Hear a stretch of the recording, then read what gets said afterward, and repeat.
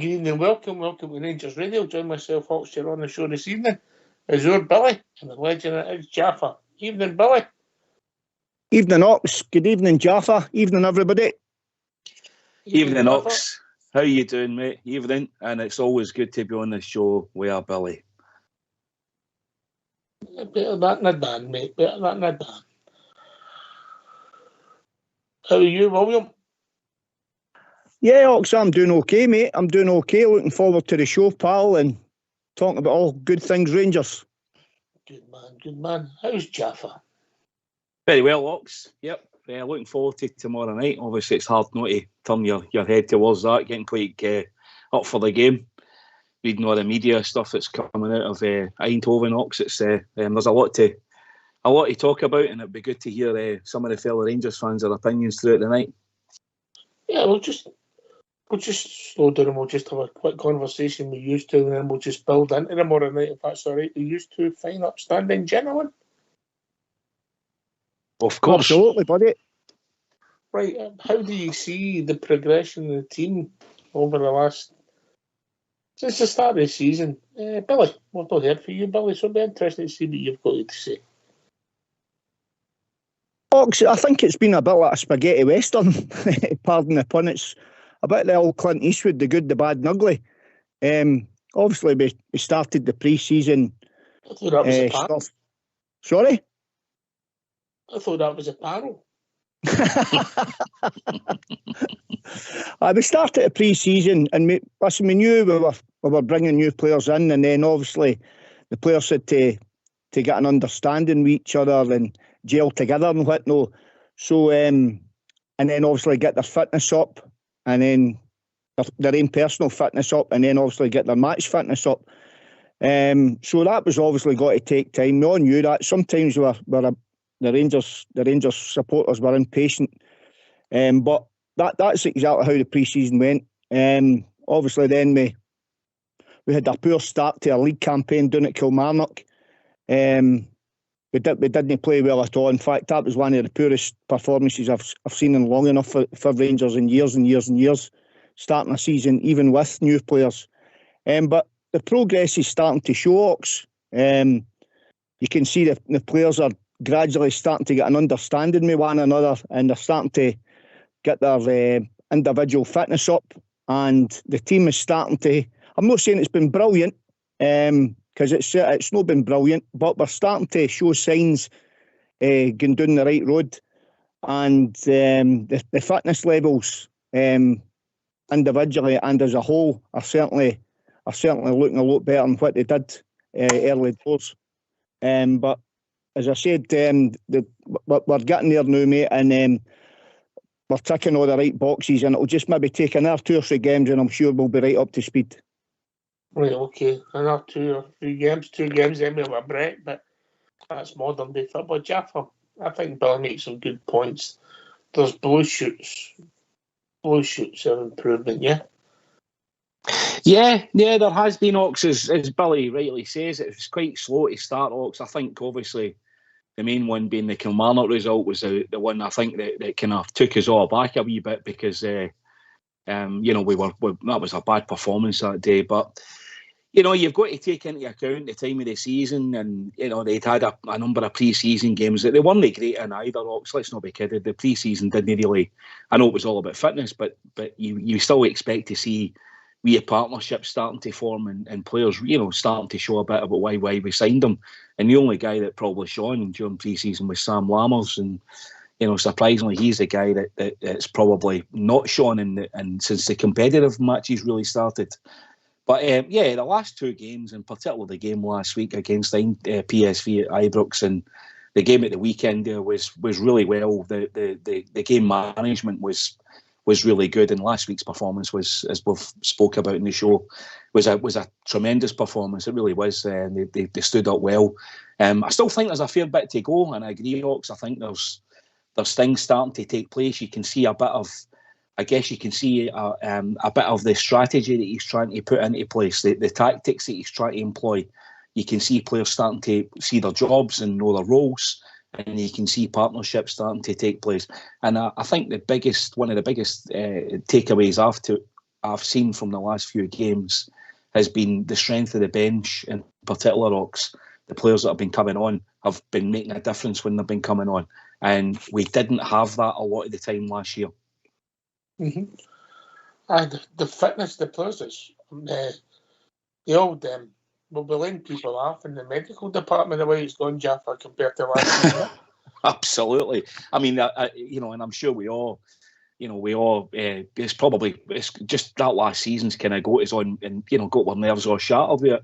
It's probably one of the first things that we all look for. If you've not been watching the game live and you've caught it up left in it, you're going, any injuries? So touch wood that nothing like that happens again. I mean, I know injuries. It wasn't any injuries, it was how many were injured. I know. I mean, I was thinking about that the other day there at one time. I can't remember what the numbers were like. 9, 10, 11 players out injured. I mean, just totally unheard of. Hawks. Never known anything like it. Full back fours out, on some occasions. Yeah, it was just incredible. It was really ridiculous. And there's one come back, another 2 went out. It was a bad season in that respect. So touch wood. And incidentally, that's maybe a good point about the medical side of Ox, because it's no coincidence we've got the doc back, haven't we? I think a lot of people have pointed that factor, so hopefully things have improved in that department. And maybe we're just getting a bit of luck, Jaffa. Could it be that simple? Probably. Yeah, probably. It probably is. And we've shuffled the pack again, Ox. Quite a lot of players. We've changed a lot of personnel. So, we've got rid of, the guys like Herlander and stuff like that were just, they were finished basically as footballers, sadly. But they were, and there was a few other guys hanging about the dressing room. And sometimes that can be a bad influence in the dressing room. Let's not be kidding about it. Guys sitting about that can't get a game. Nobody likes that. And footballers don't like that, I'm sure of it. Yeah. So we'll get competition for places. I'm glad you mentioned Lammers. He's been a bit of an enigma for me. I agree with you. I thought he was the best in the pre-season, but he scored a good goal against Livingston, but he's not really contributed as much as I was hoping. I thought he was going to give something different with his size and have a presence, get involved, coming late into the box. And Fox predicted he would score more goals than Dessers. He's actually went back in that, because of what he's seen so far. That was early doors. He predicted that. Hopefully it's just a confidence thing with him, Jaffa, and they can kick on it. Absolutely, I mean, listen, I think we've all seen enough of Sam Lammers. Technically, the guy's a player. He's got a skill set. He's a clever player. He sees things. You can see him moving into space. But he seems to go missing, Ox. And at our club and when you're playing for Rangers, you can't do that, because you'll not survive. You'll be out the team, and that's the way it should be, because you've got to put 110% in every time you cross that white line. It's just what we demand as a fan base and as a club, the size that we are, and I'm sure he'll know that. And if he doesn't, get that sort of in his head, some players just take longer than others, Ox, to settle down in new environments, and I'm hoping that's the case. I'm prepared to give the guy, a fair bit of time to get himself sorted out, but when he gets the opportunity, when he's coming on for these last 20 minutes, 15 minutes, he's got to be really contributing and standing and showing up that he's contributing to that part of the game when he's brought on. That's the way I see it, and that's the way I've always seen subs when they come on. A lot of people describe it as super sub. The guys are, the players that are on the part have played 70 minutes, 65 minutes in front of them, so they should be absolutely bursting, kicking down doors to get on, and their energy level should tell you that. That's the way I've always seen it. Aye, I get what you're saying. I'm not saying that some of the rustic performances were just into Sam Lammers, but I was expecting a wee bit more from him. He showed glimpses at the weekend without being outstanding, but then he disappeared again, and he goes missing a wee bit, Jaffa. So, but hopefully it's just a confidence and taking a bit of time to get settled into the pace and the robustness of Scottish football. Yep, absolutely, Ox. None more. So I'm sure we're all wishing that Sam Lammers, contributes and starts pinging in goals and stuff like that. As I said, Ox, I think the guy's he's technically, he looks a really clever player. He looks very smooth on the ball, easy to watch. but he's got to, that position he's playing in, that number 10 role, second striker, whatever way you want to describe it. If he's coming in off the wing, he's really got to get involved in the penalty box, and he's got to start sniffing out goals and putting the ball in the box. I mean, look at the goal, in contrast, look at the goal that Kemar Roofe scored at the weekend there. He should never score that. He should never even get a shot away, but he does because he's a really clever player. I mean, he was getting fouled. The guy had his hands on his neck and he still get the shot away. If that hadn't been a goal, it should have been a penalty. Aye. Just a real poacher's goal Roofe scored, and that's what he's got. I don't think you can compare the two, but I get what you're saying. You've got to get involved in. And by the way, Jaffer, if you score goals, sometimes you might not play great, but you get away with it. Aye, 100%. And I agree, Ox. I mean, they're two entirely different players, but they're both playing in that part of the pitch. They're both in and around the penalty box. And I'm just saying for a point, Roofe's his first game back. He's only on the park 22 minutes or whatever it is when we scored the goal. And as I said, he had a chance before it as well. He should never score that goal. Never. And he does, and that's Kemar Roofe for you, and that's a sign of a good striker. You're right, and I'm not saying that Sam Lammers is an out-and-out striker, but even if he's just getting his toe on a ball or poking it through, or just get a dummy or whatever, he's got to get more involved in the game. And I hope he does, Ox, because we've spent a bit of money on him, and he's our player now, so we've got to give the guy as much time and support as we possibly can, and hope that he comes good. Yes, you're right, mate. You're right. Yeah, you want all the players for, and obviously you're not going to get everybody perfect at the start. When you sign the amount of players we've signed, there's always going to be the odd casualty, but you've signed players for the long term, not for the short term, and he might still have a part to play. I don't want to discard them yet. You can only just critique the individual performances, Jeff. 100%, Ox, yeah. And the few of the pre-season games, the Hoffenheim game, I thought he looked great in particular. I thought he stood out. I thought, well, looks like we've got a real player here, and that he hasn't lost that either, that ability, Ox. It's maybe just the environment he's playing in, and maybe the fact that he's only getting on for 20 minutes here or there. There'll be plenty of games. I mean, we've got tons of games coming up. Loads of games of football. And all different oppositions, whether we're playing at Ibrox. How many league games have we played? 3. How many 4. Sam Lammers started in the league? I know. Yeah. So he's had his chance, mate. Yeah. He's been given opportunities already. And as I said, Ox, I mean, there's no sentiment in this. We can't keep persisting with him, especially if we've got Roofe back. If Roofe's back and he's all firing and for league business, Kemar Roofe, if he keeps scoring goals, as you say, if you do that, people don't look at your performances. They just look at if you're banged in the goals. And Big Dessers looks as though he's coming onto a game. He looks really fit. Last Tuesday night against Eindhoven, I watched him at close quarters. I thought he was outstanding. His movement off the ball, his power, his running, his heading. He was right across that line. He was there up and down all night. So I've got high hopes for Dessers. I'm sure he'll get on the end of a few. These goals, Billy. Who's impressed you and who's not impressed you so far? Quickly before we hear from a gaffer. Well, just to touch on what Jaffa said as well. I thought to start with, when I first seen Dessers, I thought he was miles off the pace, but he's starting to grow in me big time. So he has. I like he puts himself about. I like that about a striker. Lammers, I think there's something about him. He's definitely got something about him. He's got a lovely left foot. And he's got that he looks as if he's got a wee trick or two in him. But I just think he's maybe he started pre-season all right, but I think it's just got to take him a wee bit more time just to get up to speed, Ox. But other than that, mate, the rest of them have been okay, but they'll come on as the season progresses. And as I said earlier on, when they start to get their up to speed with the Scottish game, and then obviously get their match fitness up. So they're all coming along the way. I think they'll come along. We'll be right enough. Yeah.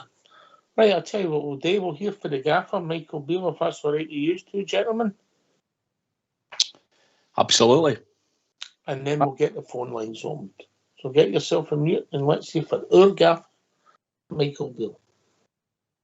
Yeah, the only one that's missing is Kieran Dow, who's still got this slight problem with his knee, but it's not a big problem. This game was just too soon for him. In terms of what this match means to yourself as a manager, has only just been in the job a matter of months. What would it mean to take your team into the Champions League if you can get a result tomorrow night? Yeah, obviously it would be huge. It would be huge for the club and the fans first and foremost, and this group of players that are desperate to play in that competition again. Naturally, for me and the staff, we're obviously, that's the aim, and the aim coming into pre-season, we have a huge test in front of us to see that be a reality. There's been a lot of commentary from the Dutch side. Some of the pundits over here seem to be writing your team off. How do you react to that? What sort of message do you take from that and send to your players?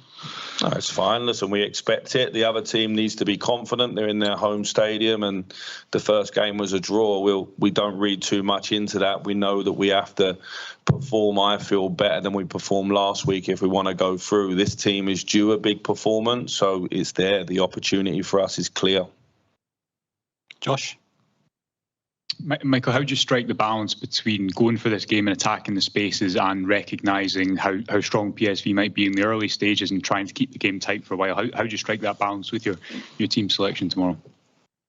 Well, the team selection won't be too far from last week. There won't be too many surprises, but across our squad, we do have a variety of options in the final third. We need to be better with the ball this week. I think we created chances regardless last week from the small amount of possession that we have compared to normal. But no, going away in Europe, you know you're going to need to be strong defensively first, and then you have to take your opportunities when they come. I believe that this is a game where both teams will have opportunities, and it's the team that's the most decisive that will go through. PSV have been trying to kind of play down the significance of last year's tie, but I just wonder if you were to score first or take the lead at any point, do you think that might unnerve them?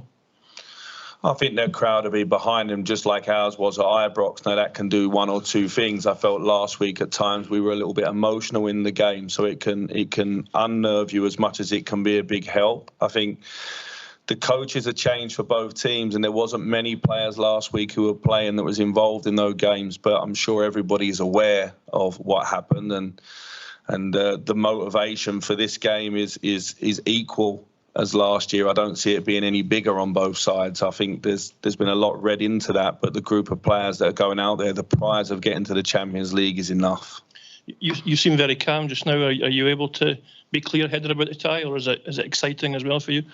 No, it's a hugely exciting week if you're a Rangers player and you're a Rangers follower, and I'm no different as the coach. You know, the two games we've got coming up now in the next 4 or 5 days is what it's all about, playing for this club. If you can't enjoy it and you can't, seize the opportunity that's in front of you, then you probably don't deserve to be at our club. This is a huge moment. It's important that we give this game everything. It's a final, if you like, in that sense. Michael, the team last year got a bit of a kind of hostile welcome when the buses arrived, a bit of a delay for the team. Gio was really unhappy about it. Have you been given assurances by PSV or UEFA that won't happen again? There's been talks in the background about that. There was a problem with one of the buses, but listen, we think that was just on that night, so we don't envisage any issues. PSV have been playing in Europe for many a year. It's a high quality club, so we trust on their organisation for sure. I was going to say as well, do you think there's more pressure on PSV given they're kind of at home in the second leg? Is there more pressure on them? Well, they have a home game to win to go in the Champions League group stage, so they'll be supremely confident of that, I'm sure. We have to be the thorn in the side. Mark? Michael, how valuable has the last week been in terms of obviously a good weekend performance and, getting the squad gelled that bit better? Do you feel you're in a stronger position now than you were even just last week for the first leg? Yeah, well, obviously with about 14 or 15 players moving on this summer and 9 new players coming in, the more games you play, you think your team will get stronger. And so it was a good victory at the weekend. It was a clean sheet. It was a step in the right direction in the league, and I was pleased with that. And sat here now without no injuries and everyone in a good place mentally, I think it was the right thing that we played. I think it's to our advantage that we played at the weekend. Why don't you give us a call on 0141 356 1972. It's your show, it's your platform. Let's hear from you. Well, Billy, saying all the right things, Michael Beale. Aye, of course, Ox. Of course. It's good to hear that we've only got one injury for a change, and getting into this game out the squad that's been selected for obviously the 2 games, like, you know. To touch on Big AK's comment last night, is Kemar Roof no playing? But anyway, Let's be fair. You can't mock the afflicted, Billy. It's no fair. Come on. I'm sure the big man will be listening in and he'll be like, he had a shocker. Yeah. He's learned some valuable lessons for it. We move on and we put it in bed. But we've got it on the archives if we have to play it. Carry on, boy. No bother, mate, no bother. No, it's good that, as I said, we've not got all bar one injury.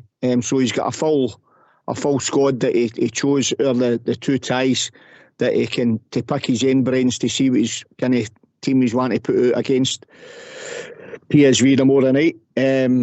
I'm sure we'll touch on what we think the start our own personal starting 11s will be as the show goes on, mate. But we know what the Champions League brings for the club. I mean, it's massive financially, and the players want to. That's how they signed for Rangers. They want to challenge themselves against the top players in Europe, and that's what it's a brilliant platform for them to come along in their football career, Ox, you know what I mean?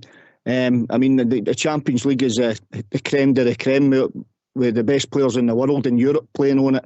And I mean, any player worth their weight in silver or gold wants to be playing this tournament, mate. And let's hope after tomorrow night we're in that category as well, and we're sitting at dining with the top teams in Europe where we firmly belong.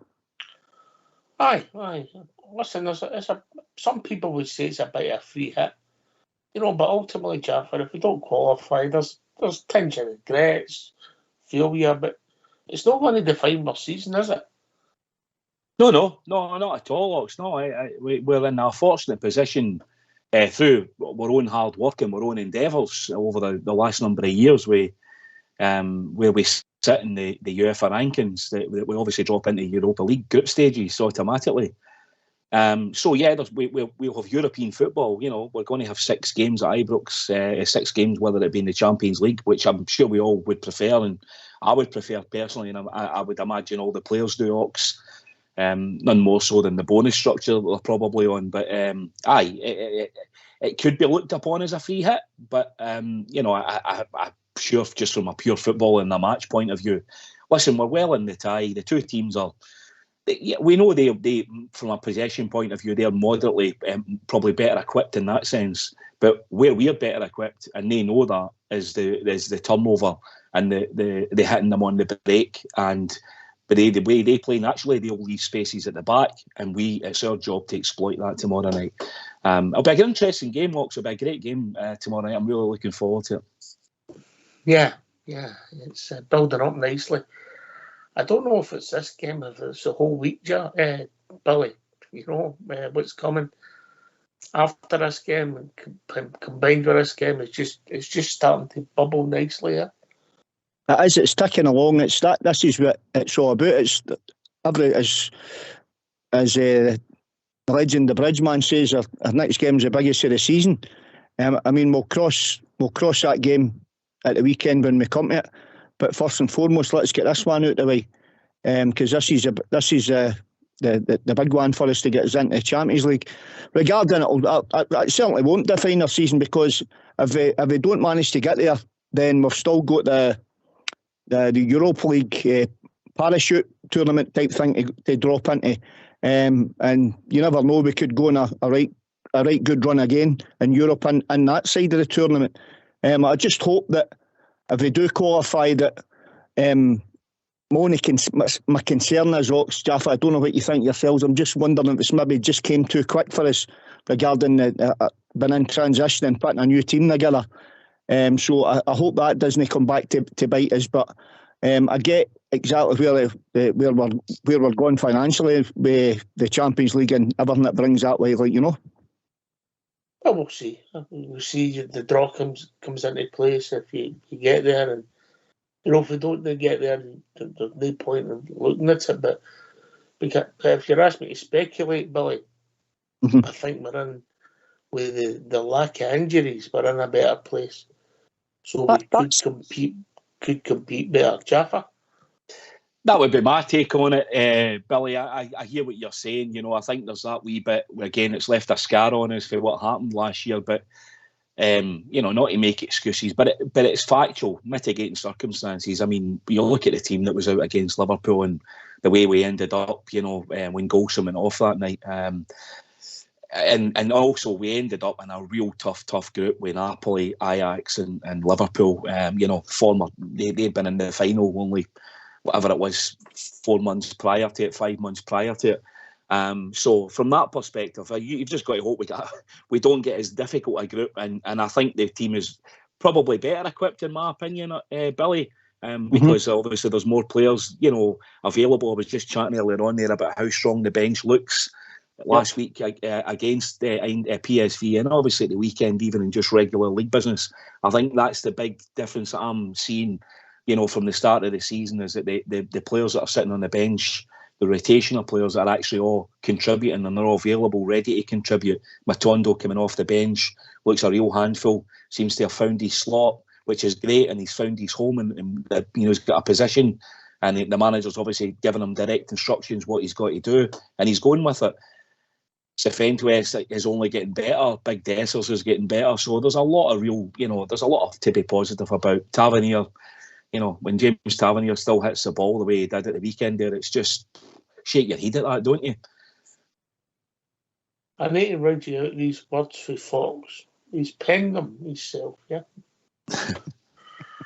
Being under pressure is great. If you can handle it, carbon under pressure produces diamonds.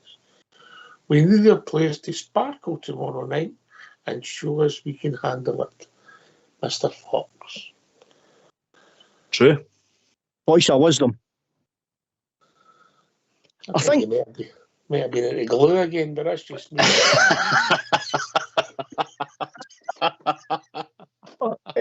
Fox, no, just to touch on what Jaffa said. Jaffa's bang on the money there. The difference between last season and this season, we can bring in quality for quality. Do you know what I mean? That's something that we didn't hear last year when players were... We didn't hear a lot to change things when things weren't going right in games, but now we have. You know what I mean? We can tinker with things now. For talking sake, you're bringing... Well, for talking sake, Robbie Matondo on there. I mean, last season, nobody would have given you anything for that laddie.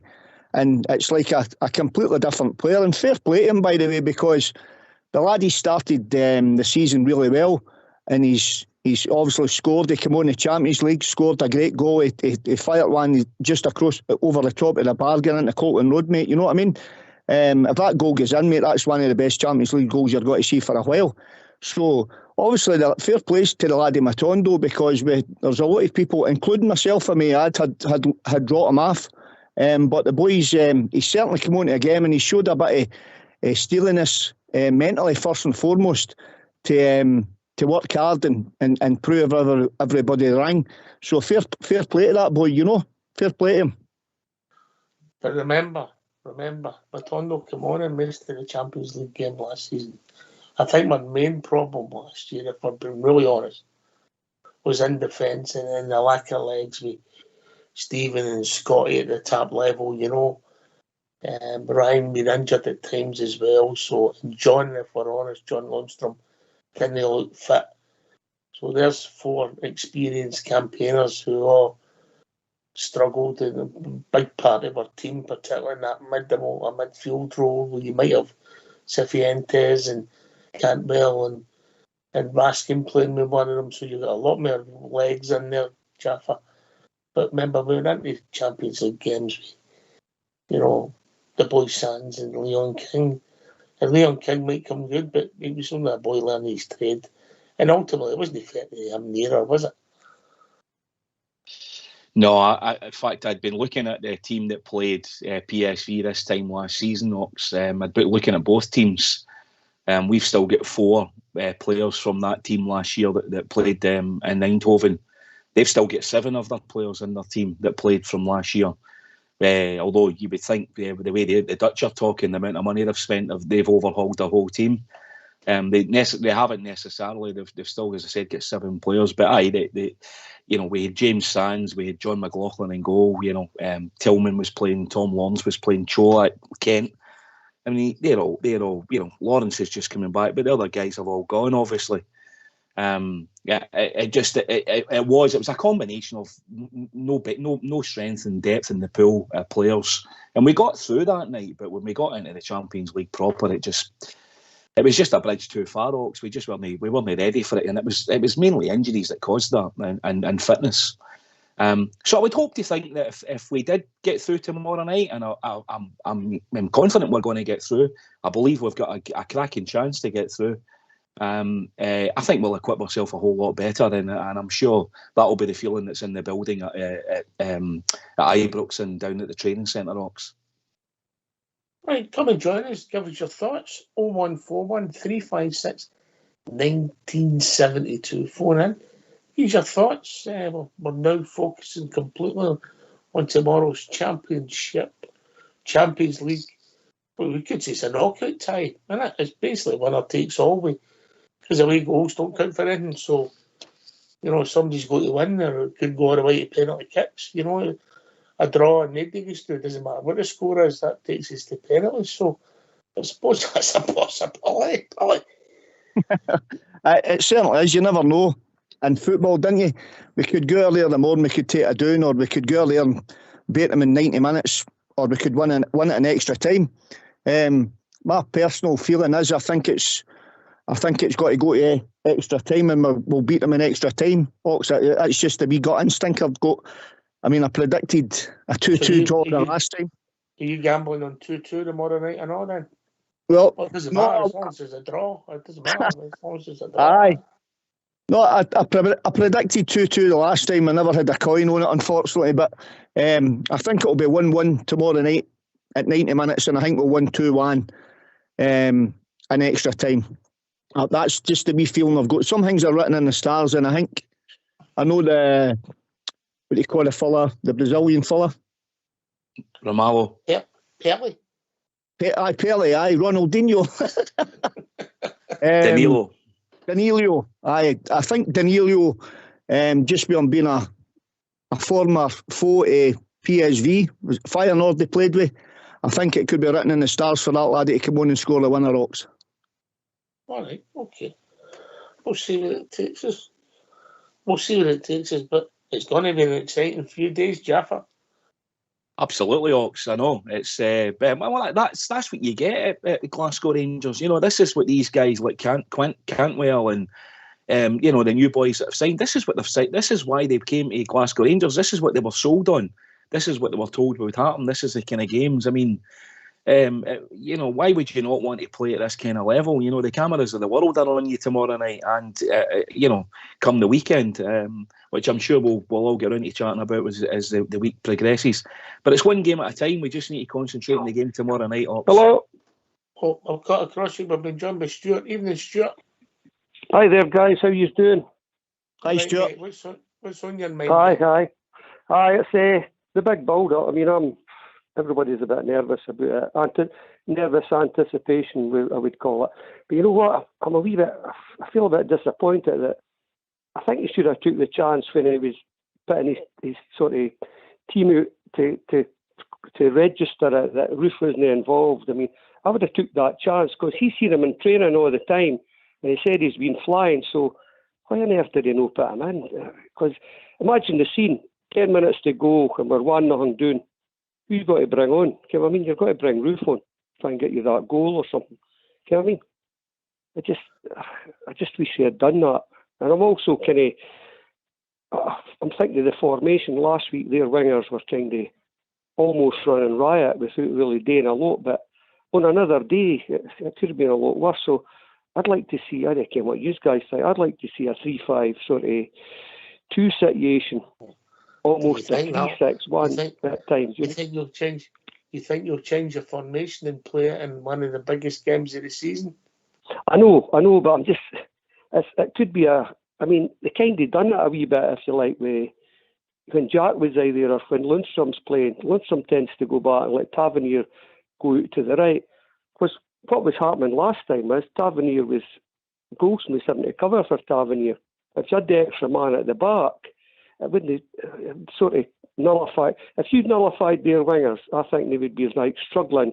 They're passing it about the back, swarming about.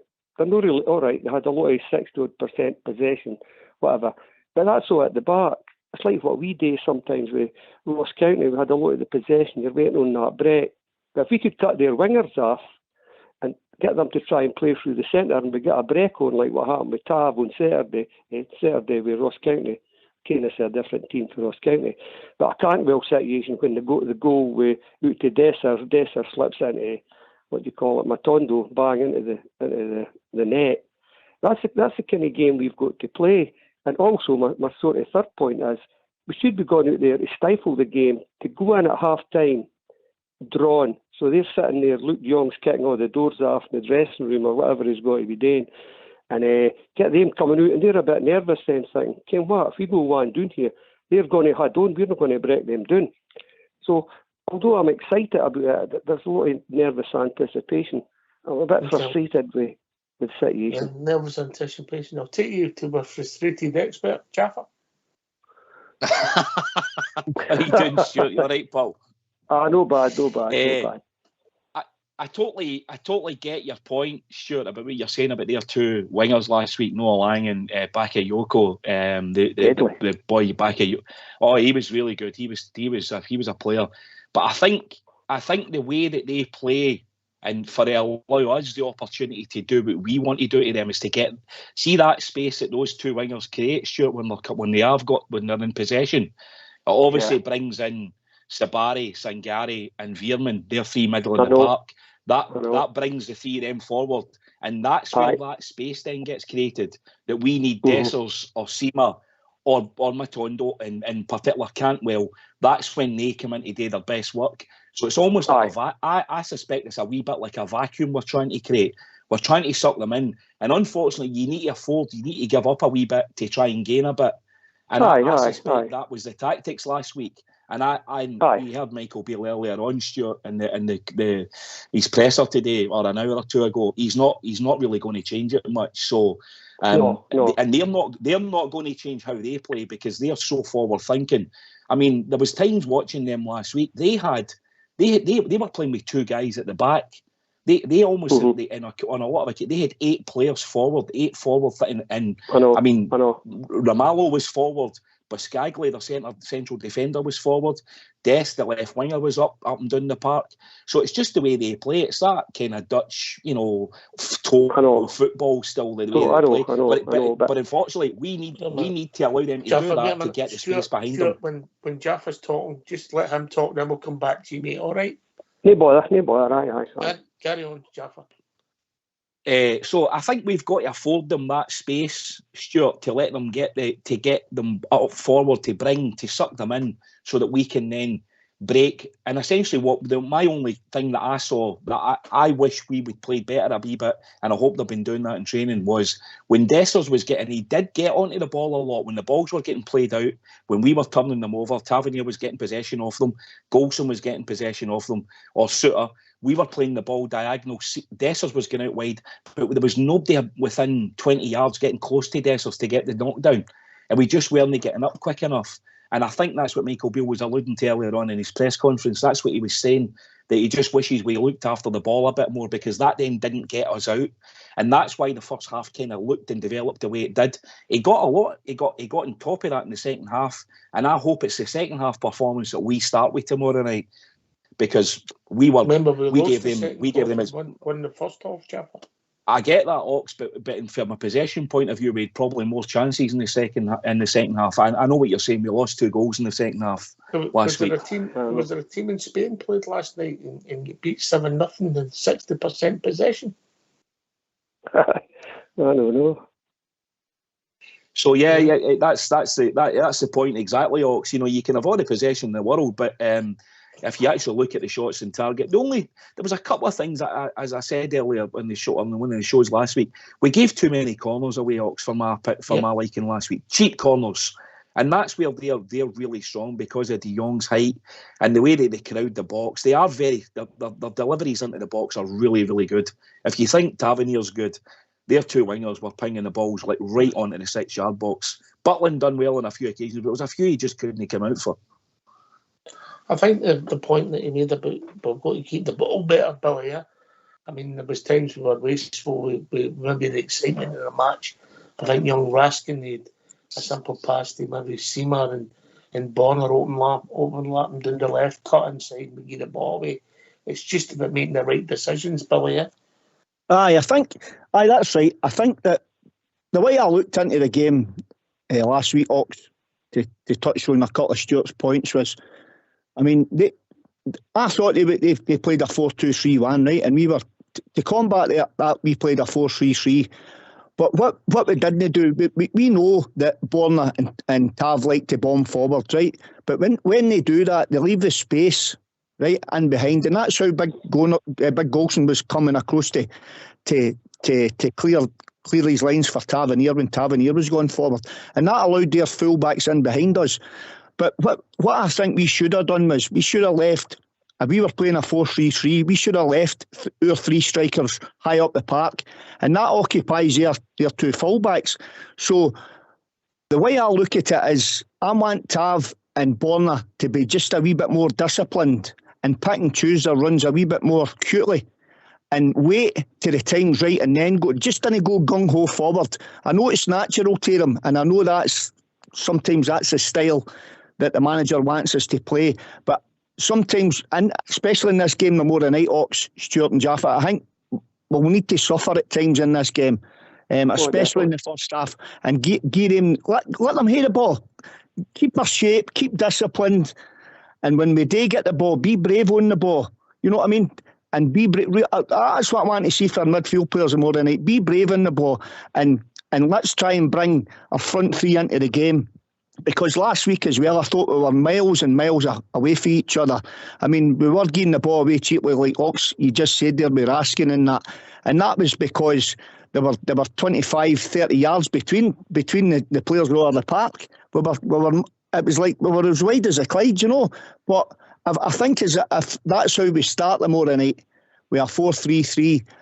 I think the key to this game is keep our shape, keep our disciplined, but leave the three players up front to occupy the two fullbacks, because if we do that, then they're not going to maybe disjoint them type thing, and they'll not know when to go forward. And then when we pick and choose our moments as the game progresses, and if we're in at half-time still in the tie, then you never know what could happen in the second half. And because we've got the players there with pace up front that can certainly hurt them, and we showed that last week. Right, going back to your first point, Stuart, I think you answered your own question.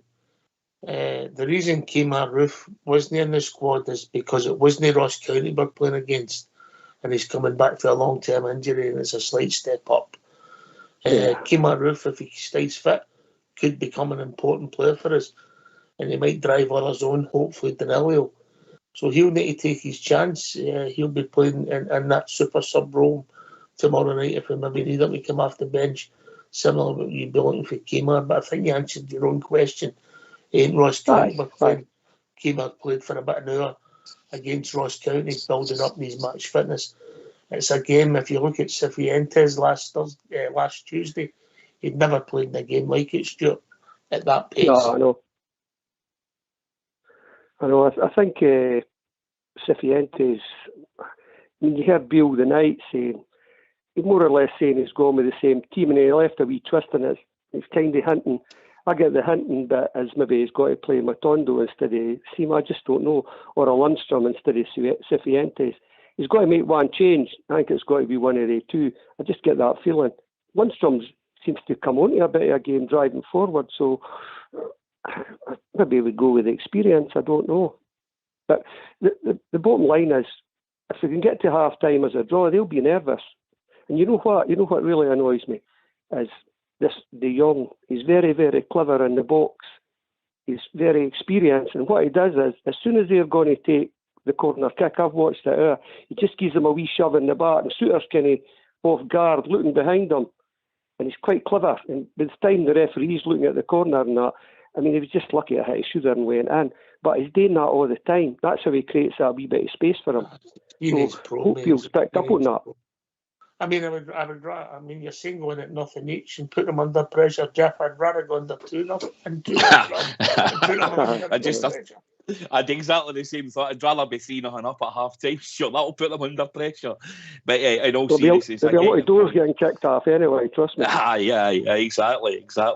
No, look, I think the two teams are well matched, and they're both, they've both got qualities and weaknesses. Their weakness is definitely their back four. Having watched them last week and seen them last year as well, just the way they play, and that's probably our strongest part of our team. The forward line's getting better, especially with the goals that we scored last week. We've just got to hope that on the night that we click and our players are up for it and they've got the desire. Cifuentes he's had another week under his belt. He didn't play at the weekend, so he was obviously rested. He's had another week of training under his belt. Bearing in mind, that lad's played a full season of football as well over at the MLS. And Raskin as well. He's still a young lad, but he was getting caught last week. He done a lot of good stuff as well, Raskin. And I'm not wanting to pick him out in any way. I mean, it was him that broke the press for the first goal. When he saw what was developing in front of him. Him and Dessers. So Raskin was very vocal in the press last week, and it was very well orchestrated with him and Cantwell. So I suspect the team will be similar to what started last week. There might be one change. Lundstrom might be in for either Jack or Cifuentes or even Raskin. But I think in essence, the formation will be exactly the same, and I think Matondo is probably more suited to coming on when the game's stretched a bit. Because with the pace of him, there is absolutely not one player on that part who's going to be able to match his pace. He's absolutely electric. Aye, I think you're right. I think you just got to had fire and just hopefully we can frustrate them. And as you say, get in there. Just if you get them frustrated and the crowd a wee bit going against them, I think they're a bit like that crowd. They're all right when they're on top. What I was going to ask is, their two centre halves look quite tidy on the ball. Are they both fit, or is one of them one got injured in the last kind of 5 minutes or something? Can I answer that one about 7 o'clock tomorrow night, Stuart? If that's all right. No, but I'm just wondering if there'd been any kind of, how people are on the internet or whatever. I don't know. They're both available, Stuart. They're both available for selection. Are they? Both of them are available. Ramalho and Buscagli, they're both available. Right. Ramalho was the guy that slipped with Sima. He's a Brazilian centre back. For me, he's the weakest link. Absolutely. I agree with that. I mean, if we press them, as you said, the press at the right time. Stuart, we'll do this just for you. We're going to keep it after the tune. But I'll tell you what we'll do now, just so you maybe get a bit of information that you've asked. Let's hear Port's report. Okay.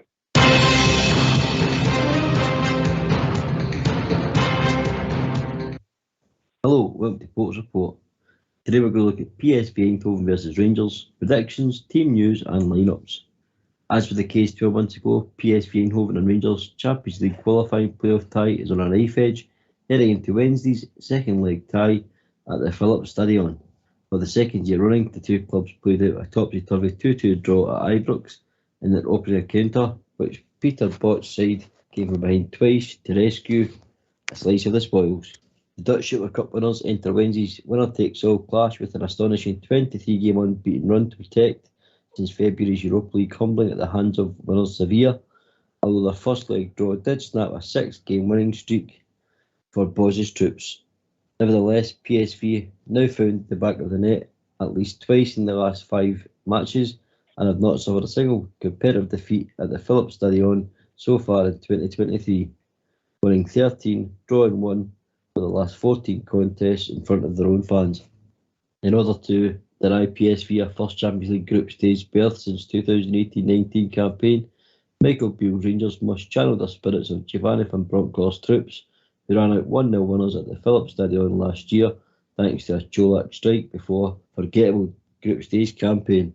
In previous 9 meetings between PSV and Rangers in all competitions, the Eredivisie side have only ever managed to beat their Scottish counterparts on one occasion, a 1-0 Ibrox win in the second leg of 2010-11 Europa League last 16 tie, courtesy of Jermaine Len's effort, and a repeat of the 35-year-old's heroics this week wouldn't go amiss.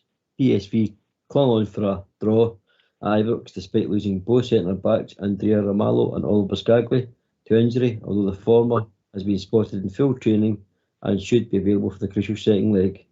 However, Baskagli's participation is more uncertain, while the fellow centre-half Armando Obizo is stepping up his recovery from a knee injury, but is likely to be risked so soon, while Patrick Van Aanholt, Mario Jr., Frederick Oppegard are all in care of the medical team. It is unclear if the member of the trio will be past fit for Wednesday, so Barcelona loanee Sergio Dest may be required to fill in at left back again, potentially alongside other new arrival and emergency centre-back Gerde Schulten. In contrast, Rangers have not been hit with any new injuries or concerns, the most recent continental or domestic affair, although long-term ACL victim Steve Davis and Ridvan Newsman, who is nursing a strain, will be absent against Ross County. However, Yilmaz is now being put through his paces at the training pitches and could still prove his fitness in time, while Tom Lawrence and goalscorer Ruth both shook off knocks to feature at the weekend, but Namdi Ofabor has departed after his time at Ibrox was hampered with a heart condition. We wish him luck. Despite the opening of the weekend, Ruth will expect to seat his place in the final third to returning Seamer, and the same can be said for John Lundstrom in the engine room, as Ryan Jack eyes an immediate recall. PSV's likely lineup could be Benitez, Teze, Ramalho, Schouten, Dest, Veerman, Sangari, Bakayoko, Sibiri, Lang, De Jong. Rangers lineup: Butland, Tavernier, Goldson, Suter, Barisic, Raskin, Jack, Cifuentes, Cantwell, Sima and Dessers. My prediction will be Rangers will win 2-1, and that's the end of Port Report.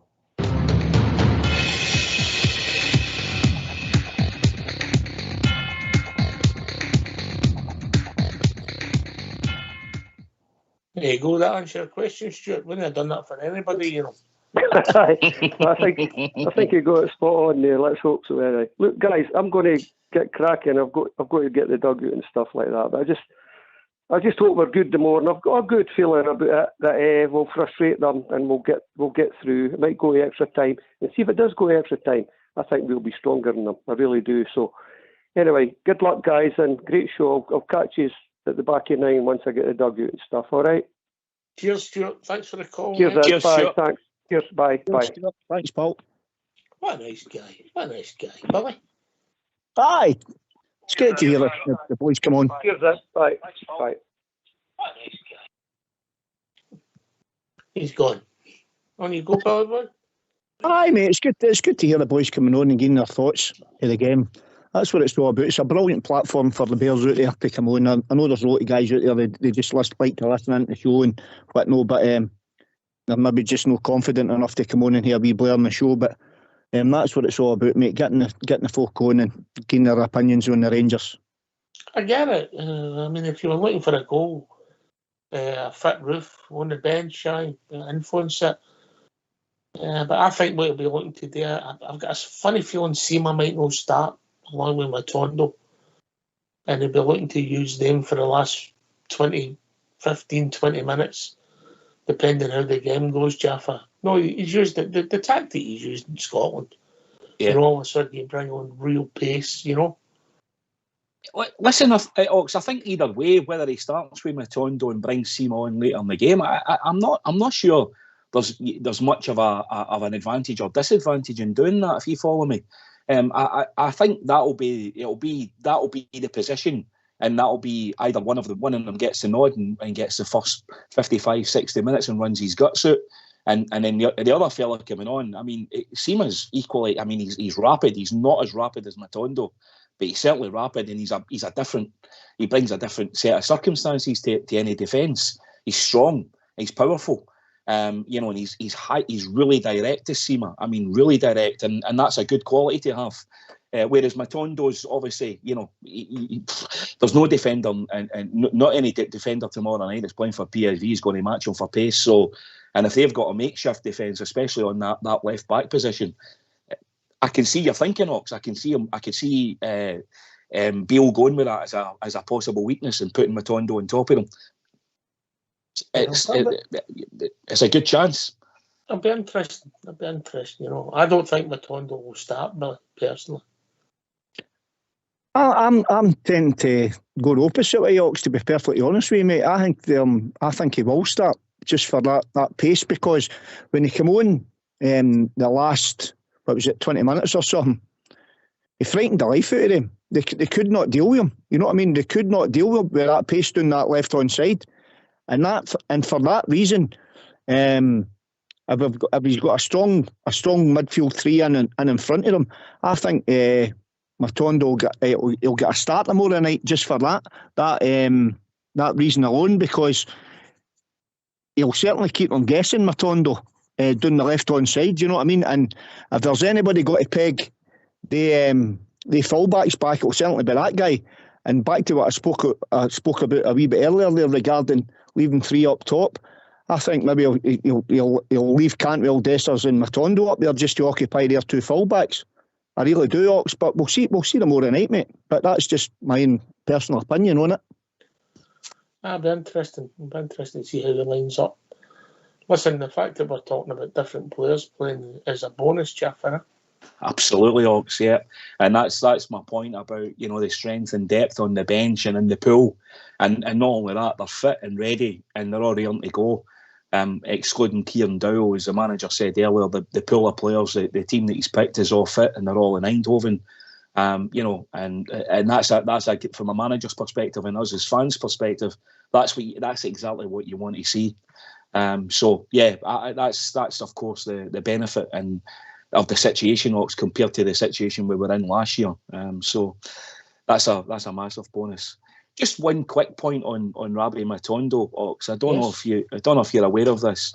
Robbie Matondo was clocked at the Etihad at the end of season trials, running the 20 metres at 2.62 seconds.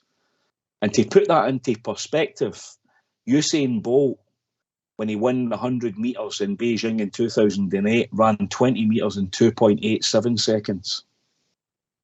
I'll put that in even more perspective. Briggs running away from the bar and it was broke a track record. the hair wasn't even running, Billy. Brilliant, mate, brilliant. And that's some start, Jaffa. So that's a cracker, mate. That just shows you how quick that laddie is, mate. And as I said, for that reason, that's just the inkling that I've got a wee sneaky feeling that Matondo maybe will start tomorrow night, because they couldn't cope with his pace. And it was blatantly obvious last week at that game. They just could not cope with the boy. And just to hear that boy playing in front of them, they'll know where to stick or twist. And to put again, just on that, the trials were run by Leroy Sané, Raheem Sterling, and Kyle Walker. There's 3 other fleeing machines. Big Stevie says he can do 2 pies in 2.5 seconds.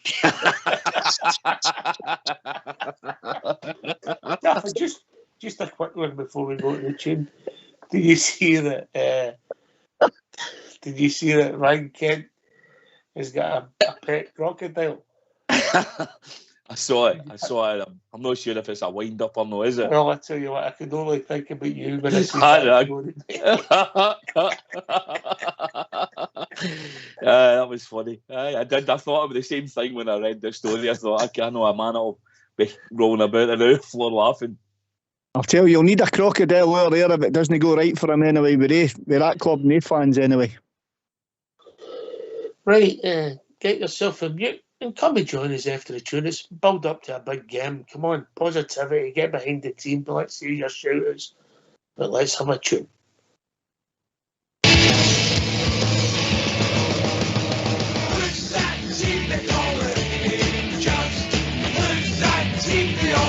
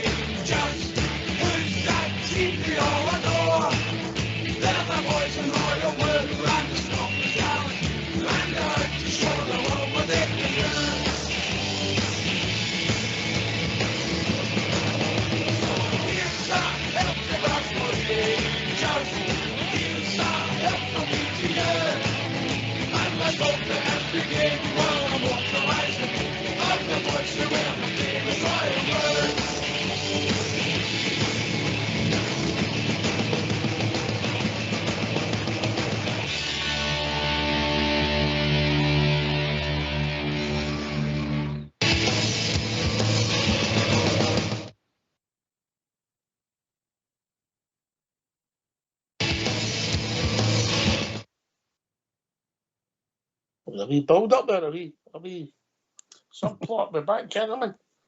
Yes, mate. I'm all back. You're all back. Still laughing about the crocodile, aren't you? You happen to tell you that story one night, Billy. Off air, of course. Off air. It need to be off air, mate. It need to be. We'll get put off air if we didn't. I quite believe it, Jaffa. You're an absolute belter. Right, where are we? Right, just how the people. Right, we all agree that Jack Butland will start, yeah? Yep.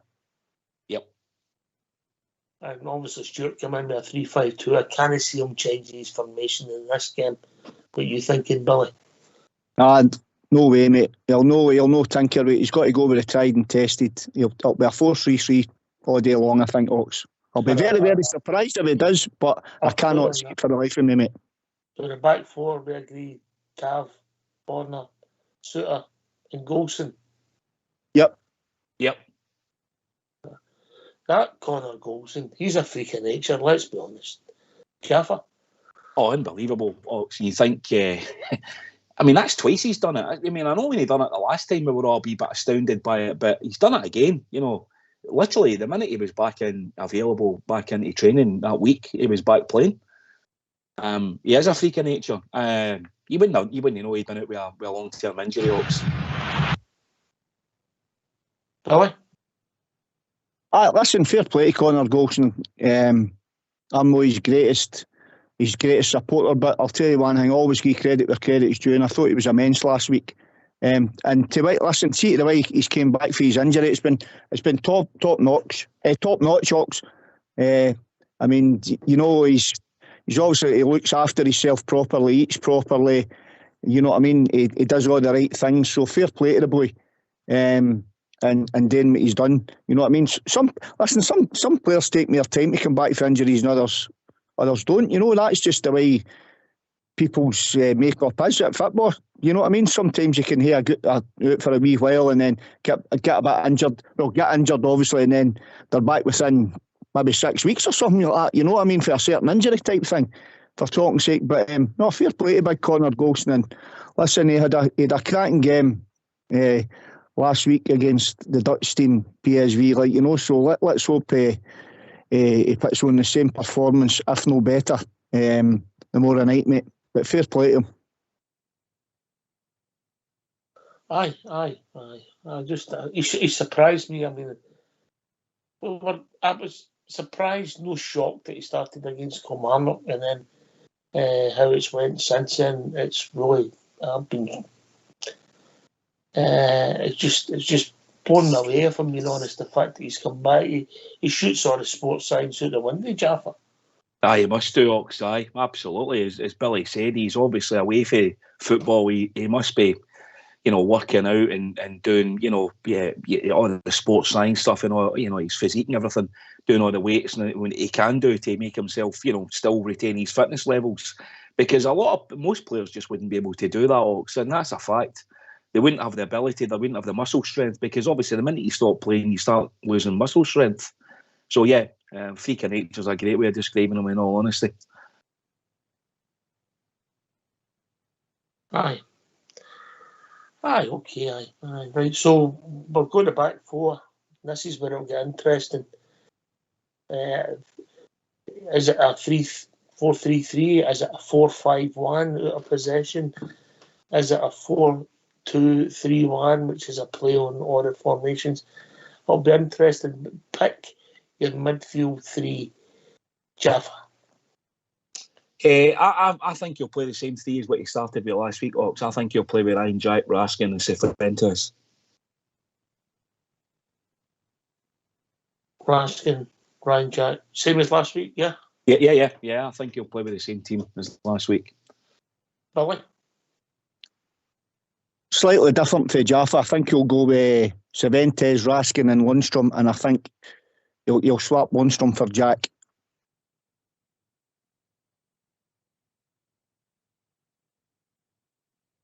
What are you basing that on, Billy?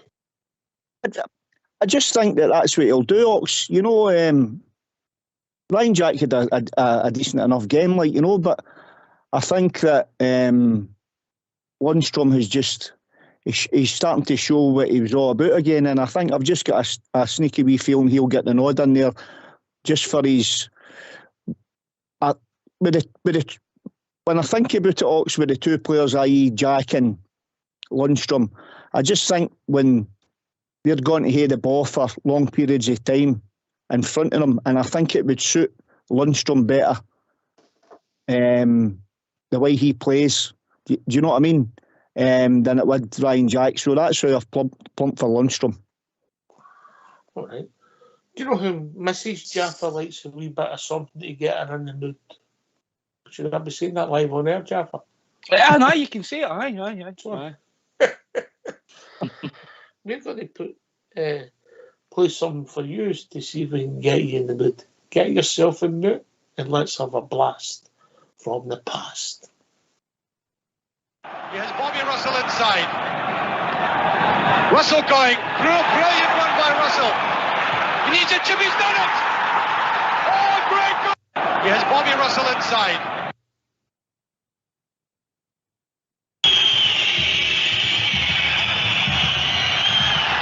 Moles just getting away. Still in play. Still Michael Moles. Still there. He can't get a shot in. Here's Alberts. He's done it. Alberts has scored for Rangers. 84 minutes gone and Rangers are in the lead as a big fellow who came on as a substitute turns that little knot of Rangers supporters into ecstasy, and here's a man remaining remarkably stoic, but brilliant play by Bowles again, Alan. Absolutely superb. 20 years apart, Bobby Russell, George Alberts, and obviously Big Antonio Cholak got the third in the trilogy. So we're looking for a new hero tomorrow, Jaffa. There's a wee blast for you, mate, to get you in the mood. Oh, see that Bobby Russell goal, man. I remember that as a kid.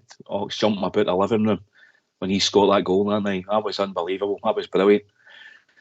Yeah, I mean, by the way, that just demonstrates the record that we've got against them and the history that we have between the two clubs. It's tremendous. It's absolutely tremendous. Bobby Russell, Alberts, Cholak last year, and a new hero tomorrow night would just suit me. I'll take that. 1-0 will do me tomorrow night. No bother. Take a Bridgeman. No bother, Ox.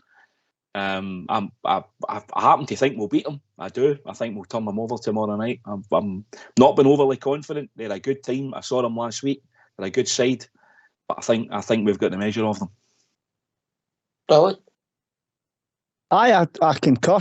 As I said, I think it's got to be cagey, and as I said, I think we'll win in extra time, 2-1 in extra time. It'll be maybe one each at full time, and we'll get into extra time. And as I said, it's written in the stars for Danilo to come on and score a winner. But I'll tell you one thing, Ox. Did see that the goal in Eindhoven with Bobby Russell? I don't know if you're a wee bit older than me, Ox. You'll know better. Billy. I know you're trying to be better than Alec Kelly. You've not got a lot to beat, but leave the jokes to me, which are not very. Did that not get goal of the season, Ox? No. It didn't even get goal of the game. When you look at my DG Cedar when they stuck his head on that Kenny Watson shot, that was another belter, wasn't it? I thought that got goal of the season. It might have been up there, Billy. 1979, man. There was a season and a half. So my granda told me. Aye, but great memories and time for new heroes, Billy. That's exactly right, Ox. That's exactly right. All these guys that we've spoken about there, your Bobby Russells, Derek Johnson, George Alberts, Michael Moles, the guys have all been there, got the T-shirt. They've all proved themselves at the top level Glasgow Rangers in our history domestically and in Europe as well. And it's time for this new nucleus of players to come through and grasp it and go in and be folklore heroes too, and be part of history of Glasgow Rangers as well. Yep. Aye. Right. Who did you have in midfield then? You had Lundstrom coming in, yeah? Yep. Who did you have either side of him? Raskin and Cervantes. Okay. All right, and you had the exact same as last week, yeah? Same as last week, Ox, for me. Okay. Yep, same three. All right, so let's go for your forward players or your midfield come forward players, Jaffa. I think it'll be the same, Ox. I think he'll play Cantwell in the 10, and I think he'll have Dessers, and I think he'll start with Seamer. Billy, you said you'll start with Matondo, so who's your other players? Dessers and Cantwell. Same formation as Jaffa, but just light yeah, for light. Yeah, definitely, mate. Because as I said earlier on there, mate, there will be moments in the game that we'll need to suffer as well and let them give the ball. But listen, as I said as well, maybe sound as if I was contradicting myself a wee bit there, but we've got to leave. In my opinion, we've got to leave our front three up against their fullbacks to nullify that threat. That's what I think, and I think he'll, when he's got the pace of Matondo, he's got the trickery of Cantwell, and Big Dessers, he's a big workhorse. He puts himself about. He's big and strong, and I think that should be enough to occupy their defence, because there are certainly chinks in their armour. Aye, I looked the weakest part of the team last week. Right, come on, big game tomorrow night. Let's hear for yous. Why don't you give us a call on 0141 356 1972. It's your show, it's your platform. Let's hear from you.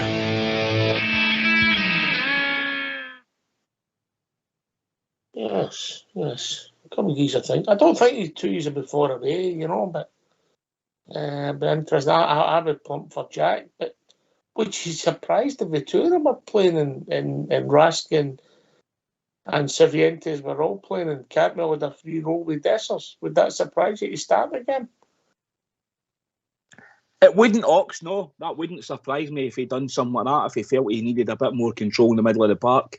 But I don't think the team done a lot wrong last week. I know they gave up a lot of possession, but I think they got better at that. Tavernier and Cifuentes in particular.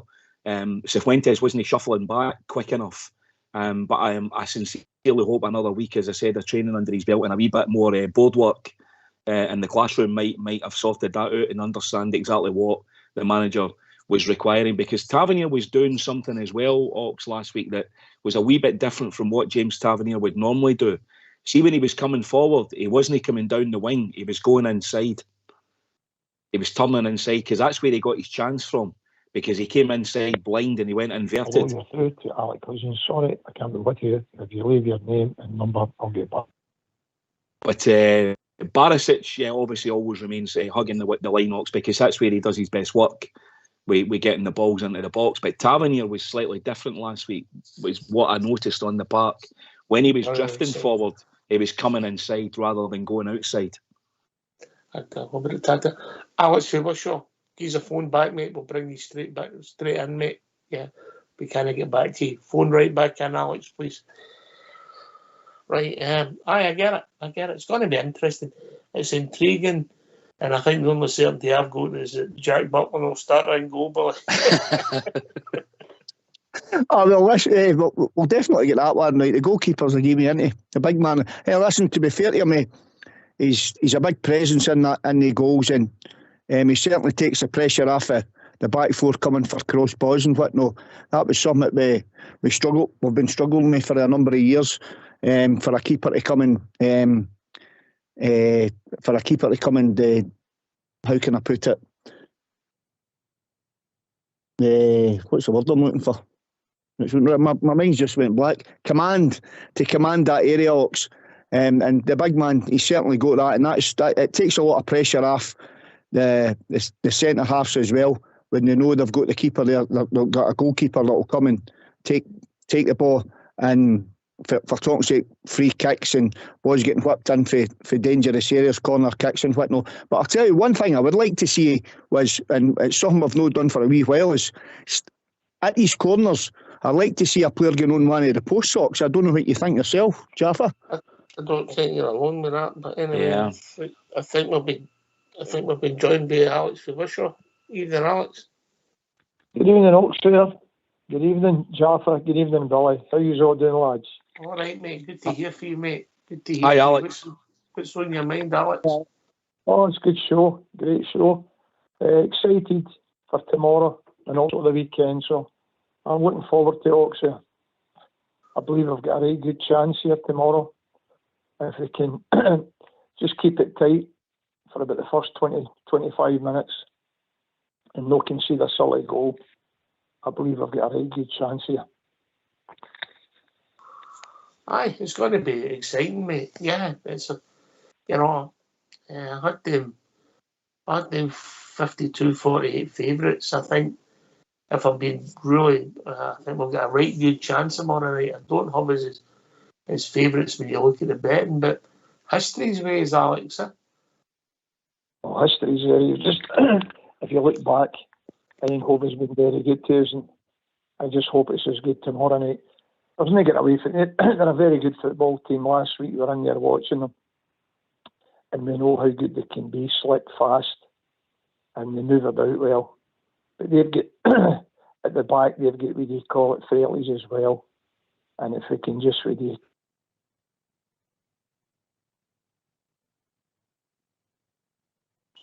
We seem to have lost Alex. I'm sure we'll hopefully get him back again. It's good that he's feeling confident, Jaffa.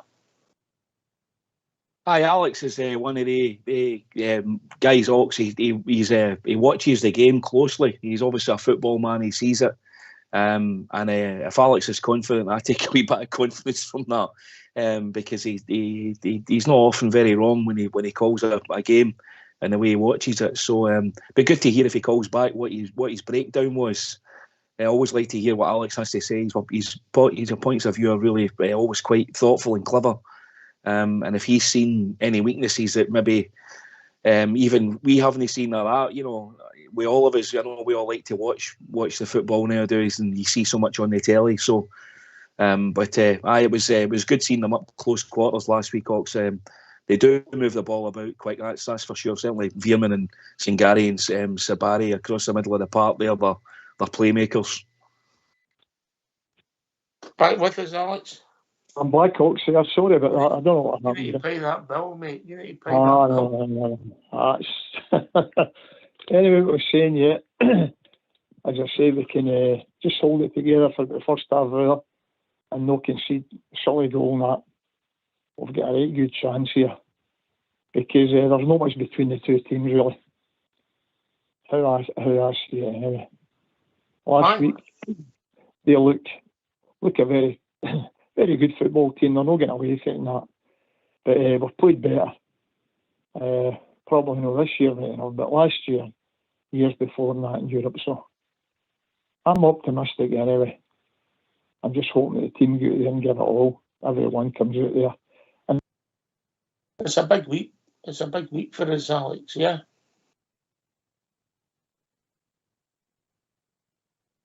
Well, we lost him again. He's right. Hopefully he's right to be optimistic, Billy. Aye, of course, Ox. But I think Alex was talking there as well when he touched on their defence. You know what I mean? They're certainly, we all seen it with our own eyes last week. They've got frailties as well, and they're a typical Dutch side. Ox, they pass it well. They've got great movement on the ball and off the ball. You know what I mean? They zip it about quickly. They didn't take a lot of touches on the ball. But listen, they're not the best Dutch team we've played. You know what I mean? And I'm sure we can certainly get at their back four tomorrow night. And we will get chances against them.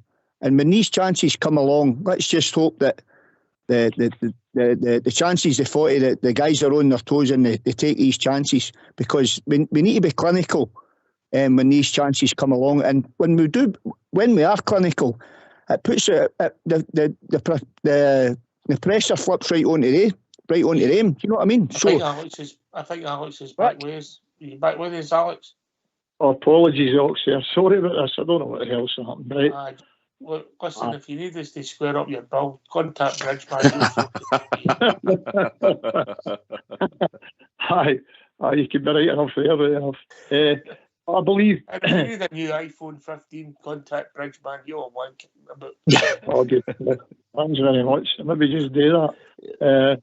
I believe it'll be a squad game.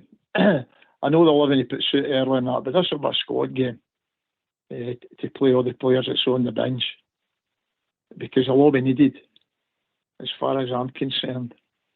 And as I say, we've got the big game as well on Sunday. So these two games, they're fast and furious.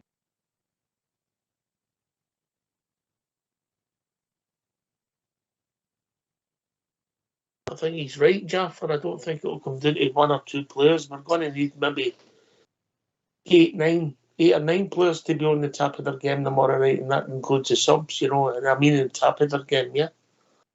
Absolutely, Ox, yeah. That's a great point. You don't win games of this magnitude, Ox, without that happening. If we don't win it, that'll be one of the reasons why we don't win it tomorrow night. We'll have too many players that have no hit top form. We need probably, I would say, maybe 7, 8 out of 10s and a couple of 9s out of 10s, and that's just the way it's got to be. But and the players coming on as well have really got to contribute. The guys that are going to switch over, as Alex says, a great point now. It's 15, 16 players tomorrow night are going to get us through. It's not going to be the 11 that start. It's going to be the other 4 guys that come on, whoever they may be, however the game develops. Whether it's midfielders to give the guys a break, whether it's Lundstrom or Jack that switch out or whatever. But yeah, in essence, it's going to be 15, 16 players tomorrow night that get us through. So it's a good point now. You sometimes forget the subs and how important they are. The guys that are sitting about, Danilo coming on and Lammers and Lundstrom, as I say, and whoever else is taking Kieran Dowell's place in the middle of the park. So yeah, that's a very valid point now. Who's your team tomorrow night, and Alex? I'll put you in the spot. Oh, we seem to have lost him again. We need to get a new phone and pay his bill. Hopefully he comes back in. But it's always like to hear what Alex has got to say. But it's good that he's feeling confident. Hopefully he's going the bug right. Billy. Oh, we've been joined by Bob J. Evening, Bob J. Good evening, Ox. How are you doing? All right, mate. What's on your mind? Oh, yeah, well, tomorrow, obviously. It's always a bonus Bob J for us all tomorrow. It would be a good bonus for the club. Bit prestige and finance, it would be great. And I'll stick my neck out. I think we can do it. What do you all think? What's the general consensus tonight? Do you all think we can do this tomorrow? Oh, when we started the show, we were getting beat 2-0. We've got us winning 5-0 now. You know what I mean, Billy? Well. But let's not kid ourselves on. This is a really good team we're up against. I'll take a Bridgeman, or I'll take a 1978 performance. Billy? That'll do me, mate. Listen, any Rangers victory will do me. I couldn't care less how we go through the tie. If it's 90 minutes extra time or penalty kicks, didn't get me wrong. If it goes to penalty kicks, I don't think our nerves could take it. But as long as we get through the tie by hook or crook, I don't care what the score line is or how we manage to do it. As long as we qualify, that'll be good enough for me. And if it's a 1-0 Bridgeman and a 90-minute nail biter, then so be it. As long as the Rangers are victorious tomorrow night, I don't care. Well, I'm old enough to remember 1978, and the Van der Kerkhoff twins were playing with PSV at the time, and they gave us absolutely no chance in the second leg. It was a nut and each draw Ibrox the first game. That was there. It was a tough encounter with them. And we went a goal doing with a guy cried Harry Loopsy. I think it was about 35 seconds or something. And everybody thought, no, well, that'll be that. But no, the Rangers kept battling away. Alan McDonald was superb that night, I can mind you. The whole Rangers team was superb that night, but he stuck out a mile that night. His work rate was incredible. And we've done it. And then there you go, we did it last year, so hey ho, let's hope in deja vu we can do it tomorrow. And I think we can. Yeah, I agree, Bob. I think we've got a great chance. I think the two teams are, not a million miles apart. They've got quality certainly in the middle of the park. We've got some real good players, individual players, and we're really well set up defensively. So I think it all comes down to probably fine margins, Bob, Jer. I mentioned earlier on we gave away too many corner kicks for myself last week. I'd like to see us cut down on that. That's right. Or just be a bit more cute, the dark arts. And also, I think we gave away too many yellow cards. I would like, again, just to not get involved in any of that nonsense, just, play the game. And the energy levels, really, really, I'm sure the team will be right up for it. But and one other thing that I noticed last week, and I don't know if you guys picked up on, see the amount of times as we would know them as foul throw-ins, that the way they were throwing the ball down on the deck, we don't even we don't get involved in that. And I wonder why, because we're still throwing the ball in the natural way you would throw a throw-in, where the ball's bouncing, so it's coming to you at waist height to control it. The advantage they get by throwing the ball into the ground is they've got control of the ball instantly. And the referee never blew once for a foul throw. Not once. I kind of picked up on that. One of the players, I think it was that Bakayoko, he took it was a total foul throw for the boy, and the referee told him to take it again, if you remember. I dropped it. I mean, what's that? What's that, Billy? I'm sure he dropped it, Bob. Or he did, aye. So, yeah. He did. The decision should have went to Rangers because he did try and throw the ball and he dropped it. That constitutes a foul throw to me, anyway. No, so, if that's any of their tactics, that's fair enough. We've learned for that and we can live with it. But I think we can get out of this team. They were good, they were excellent, they could pass the ball. But defensively, they weren't that great. And who people can, people like Big Dessers, like Dessers, said I can get on their game. Seema. Well, yeah, I'm sure we can get at them. Right. Listen, if we play, we can get through, but we're going to go and play, and it's time for heroes, Bob. Yeah, I'm going to put you in the spot a wee bit. Yeah, who's going to be the heroes tomorrow night if it goes our way, in your opinion? Oh, I've seen Cantwell getting involved with him a bit last week. He got booked last week, didn't he? I think that's why they substituted him with 6-7 minutes ago. But he can be a hero for us tomorrow night in the middle of the park. As he always is. He'll get wired right in a bit. As long as he just plays with the controlled aggression, doesn't he? Nice silly red cards tomorrow night, because these European referees, you can't have temperamental there. They're cared happy, the lot of them. So we're just going to get out here tomorrow night, face the partisan crowd, get on it. We've done it before and we can do it again. Try and nullify this team going forward as best we can, because you can get at them defensively, I'm sure of that. Yeah, aye. Listen, I think if you look at it, a difficult game, you'd want your goalkeeper to play well, Jaffa, which means that you're keeping them out. And then somebody's got to score the goal for us if we're going to get through. And then you start, who's it going to be? Is it going to be Dessers going back to Holland? Is it going to be Cantwell, who's just get the support, love him, and if they'd done that tomorrow, they'd be even more in love with him, mate? Oh, I mean, that would be off the scale, Ox, if that was the case. And you're right, Ox, they're the guys that you're looking to for the goals in the team. I know, we all like to think that goals are plenty throughout the whole team and every player can score them, but that isn't the case in any team. I suspect your goal scorers tomorrow night are going to be your Tavernier or Cantwell or a Dessers. Big Seema clearly proved he knows where the goal is. Which is a great thing. So Cifuentes has got a shot on him as well for the edge of the box, and I think that's your popular choice in the betting. But for me, the goal scorers tomorrow night are going to be Tavernier and Matondo.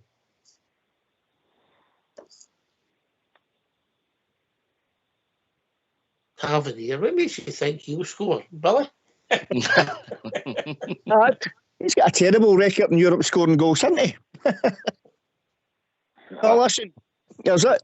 Listen, mate, if we can get, as I said, Bob just touched on it as well. I think we're all in agreement. If we can get out their back four, we'll cause them problems. You know what I mean? And they weren't the cleverest at the back. They certainly weren't. And they proved that for the first half when they were fanning around on the ball and they get caught. You know what I mean? So. What did you say there, Billy? Did you say they were messing about with the football? Flanning. Yes, I'm sure I heard messing about with the football. What did you hear, Jack? Overindulging. I'm not getting involved in that. And what was I saying there? So Alex Kelly just texted me. He's quick after the mark. He's saying he was doing ever so well and he's just let himself down. I need bother keeper.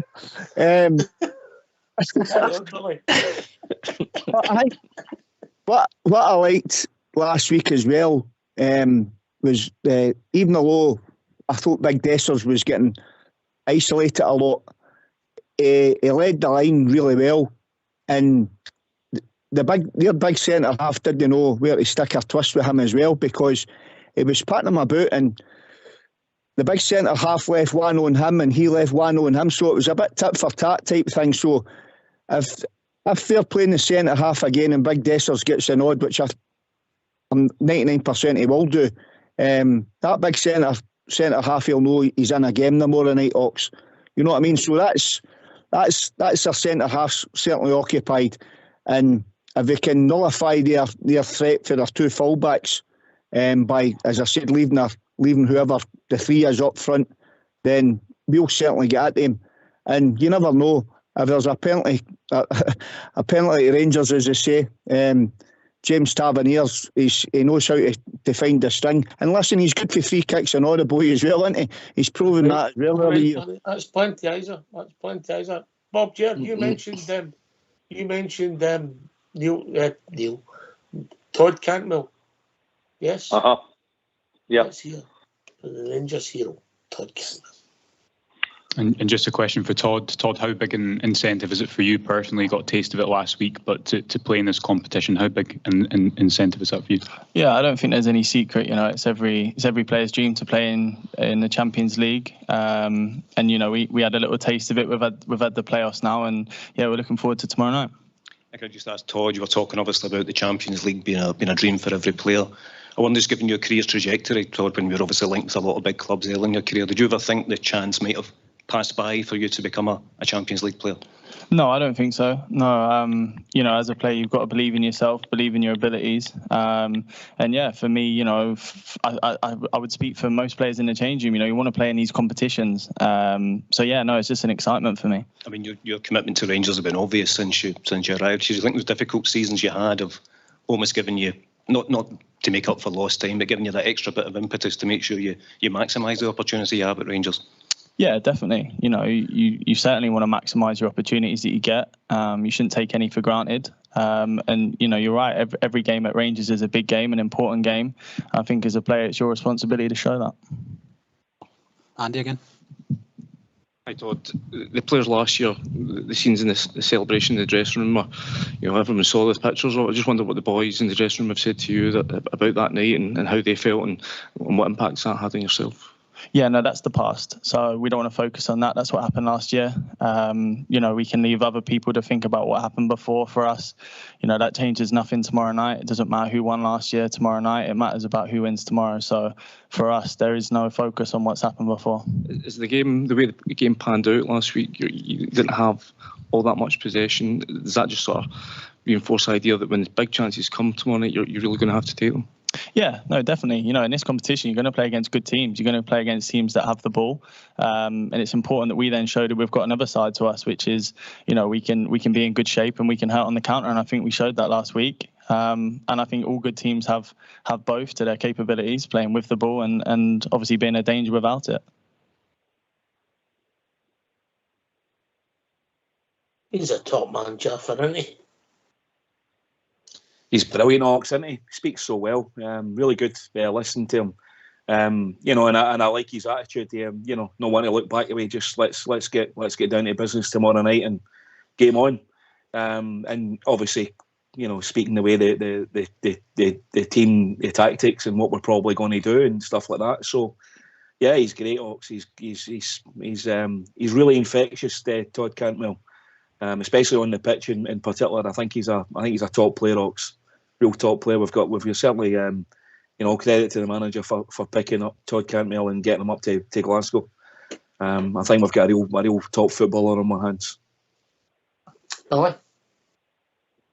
Ox, I'll always go back to the first time I seen him when he made his debut last season, Ross County. I thought he was immense. I really did. I know he hadn't played a lot of football prior to coming to Rangers. Obviously, he was out for a wee while and whatnot, and he wasn't up to speed. But you could just see the qualities that he had. And since he's came here, Ox, I mean, he gets what Rangers are all about. He's got a brilliant attitude. He believes in himself. He's an absolute workhorse off the ball, and he's got bags and bags and bags of ability. And he's got that old Glasgow swagger and the gallousness about him as well. And what I have noticed as well, Ox, as well, I don't know if any of you guys have picked up on it, he's a leader as well. He's a leader on the park. He inspires others on the park round about him. And he's always trying to drive the team on. And he's a real game changer, Ox. And listen, if he's on his game tomorrow night, I mean, he's going to never mind occupy one player. Gone by what we've seen last week, there were 2 and 3 players all around about him, and he was still coming away with the ball. He's an absolute breath of fresh air for Rangers, and I just love the bones out of the guy. He's a top football player, and listen, as I said, he gets what the Rangers are all about, and Todd Cantwell, he'll certainly do for me, mate. Bob, yeah. Well, I mean, that just covers it there. I mean, since he's came to Rangers, I mean, he's fell in love with the club, and the club's fell in love with him. But the more I, as I say, there's obviously an aggressive side to Todd Cantwell, and I hope he doesn't let it overcome him. And in the heat of the moment, in front of the big partisan crowd, it's totally against us. And he just, as I said earlier on, controlled aggression, Todd. Go for it, son. You're a really good pro. You're a really good player. And you've been a breath of fresh air to our club. You've been what we've been needing for a long time. And let's hope you can deliver tomorrow night. We've got a real quality midfield, you know, with Rascan, Cantwell and Sequentes. So there you go. Have every confidence tomorrow night we can do this, boys. It's not going to be easy. Never going to be easy, but yeah. A player like Todd Cantwell, beavering away, working away in the middle of the park, anything's possible for us tomorrow. Yeah, you're going to need a bit of luck, breaking the ball, maybe a ricochet. You know, somebody makes a mistake in the opposition, which happened last year, gifted as a goal, and we kept our shooting, seen the game out. You know, these big games come down to sometimes a bounce of the ball, Jaffa, if teams are well matched. But we'll see. We're looking forward to it. And as I said, I don't think it will define our season. It's still a massive game, a massive week, Jaffa. Absolutely, Ox. Yeah, it won't define our season, but I mean, this is why why our club is where it is, and the stature it's got is playing in these competitions and these type of games, Ox. You know, and it'll be the game of the night tomorrow night across the whole of Europe.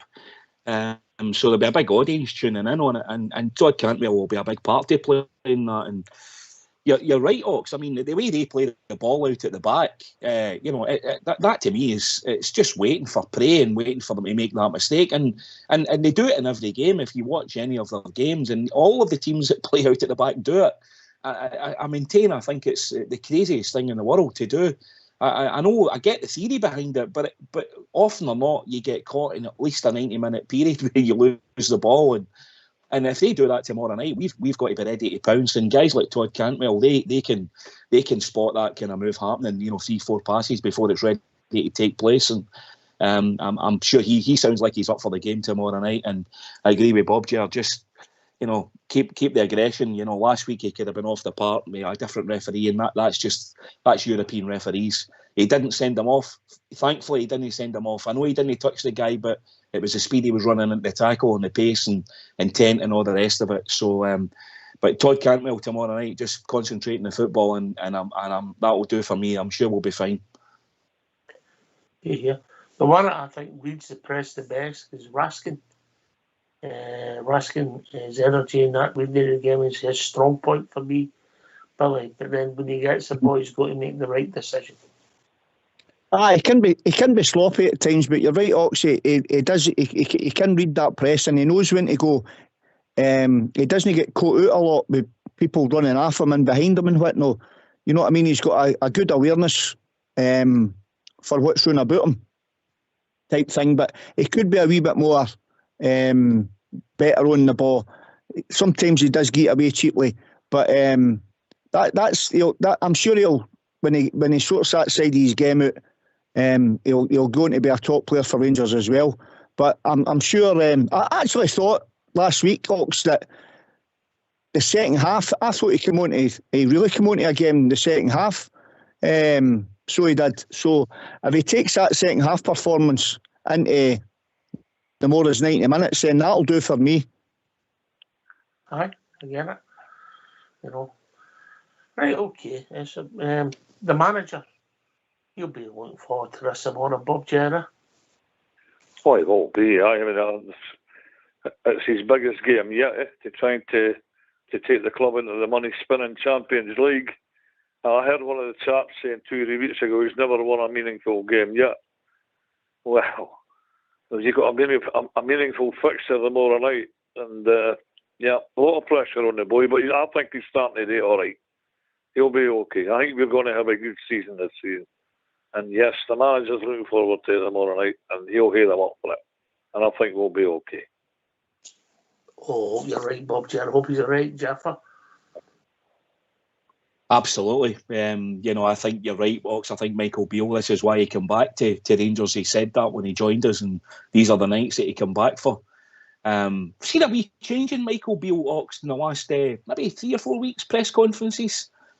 Maybe 3 or 4 weeks, I would say. A bit more stern, a bit more business-like. Just answering the question and stop giving as much away. I think that's better. I like that. I like that version of Michael Beale. I felt he was just a wee bit too open for my liking. Just concentrating the business and lead for the front, because he's a manager at the end of the day, and the players will only do what he advises, and watch what he does. They'll just copy him. So if he's got his head right in the game, and I'm sure he has, he speaks very well, Michael Beale, still, and he seems to be getting his team together. So I think he'll be right off for that tomorrow night. Billy? I think that, well, it is. There's no thinking about it. This is Michael Beale's biggest game as a Rangers manager to get us into the Champions League. But as Jaffa touched on as well, he is a good speaker, and I've actually picked up on that one as well. I thought he used to give too much away and set himself up type thing, but I think he's learned for that, Jaffa, as well, regarding his comments he's making. He doesn't give them anything to feed, i.e. the press. He doesn't give them nothing to feed off it anymore, which is good. So he knows he's handling the press better up here in Scotland, eh? But as I said, the game tomorrow night will be a massive shot in the arm for the Rangers to get into the qualifying.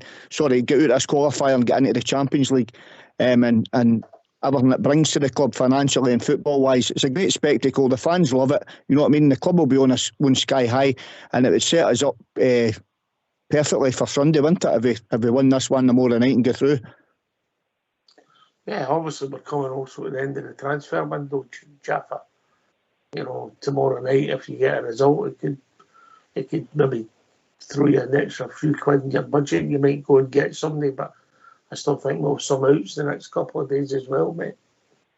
Yeah, I think that's. I think he said as much as that, Ox, haven't he? I think it's maybe 2 or 3 out and 1 in, and obviously if Leon King goes out on loan and Hadji's away now, obviously as well. So. If Glenn Kamara and possibly Ben Davies make a move, who knows?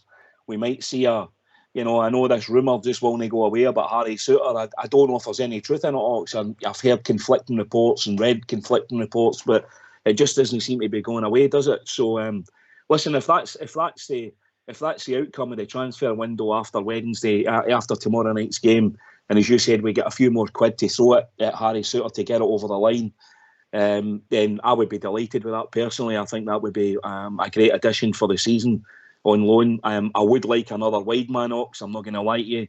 I think we're a wee bit light up top. I still would like to see somebody else coming in with a bit of width in the pitch up front. So that would be my two wishes. If getting to the Champions League tomorrow night enables that to happen, then I would be delighted with that. Bob, then Billy. I think it's been an extremely good transfer window for Rangers. And he's made all the right moves about people that have tried their best for the club, but one will say they're no longer here. A couple of them is on loan. But it's been a really good window. And if we can, I'm starting here, sorry boys.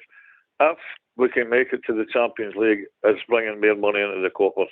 Maybe for a marquee signing, you don't know. You just don't know. When is it the last day, Ox? Is it tomorrow? The last day that the window? Thursday, I think. 1st of August. Is that right? Thursday, well, there you go. You have a couple of days to try and negotiate something. And the big rumour seems to be the boy's tutor. I didn't know much about him. Somebody said to me the other day when I was out with the dog, he was a winger. He's no, he's a centre half, the boy. Just like his brother. He's some size of winger, mate. He's some size of winger. Yeah, I don't know. Playing for New Zealand, wasn't he, Billy? Aye, listen, if he does come in, he'll suit Bridgeman because he's a big lumpy laddie, isn't he?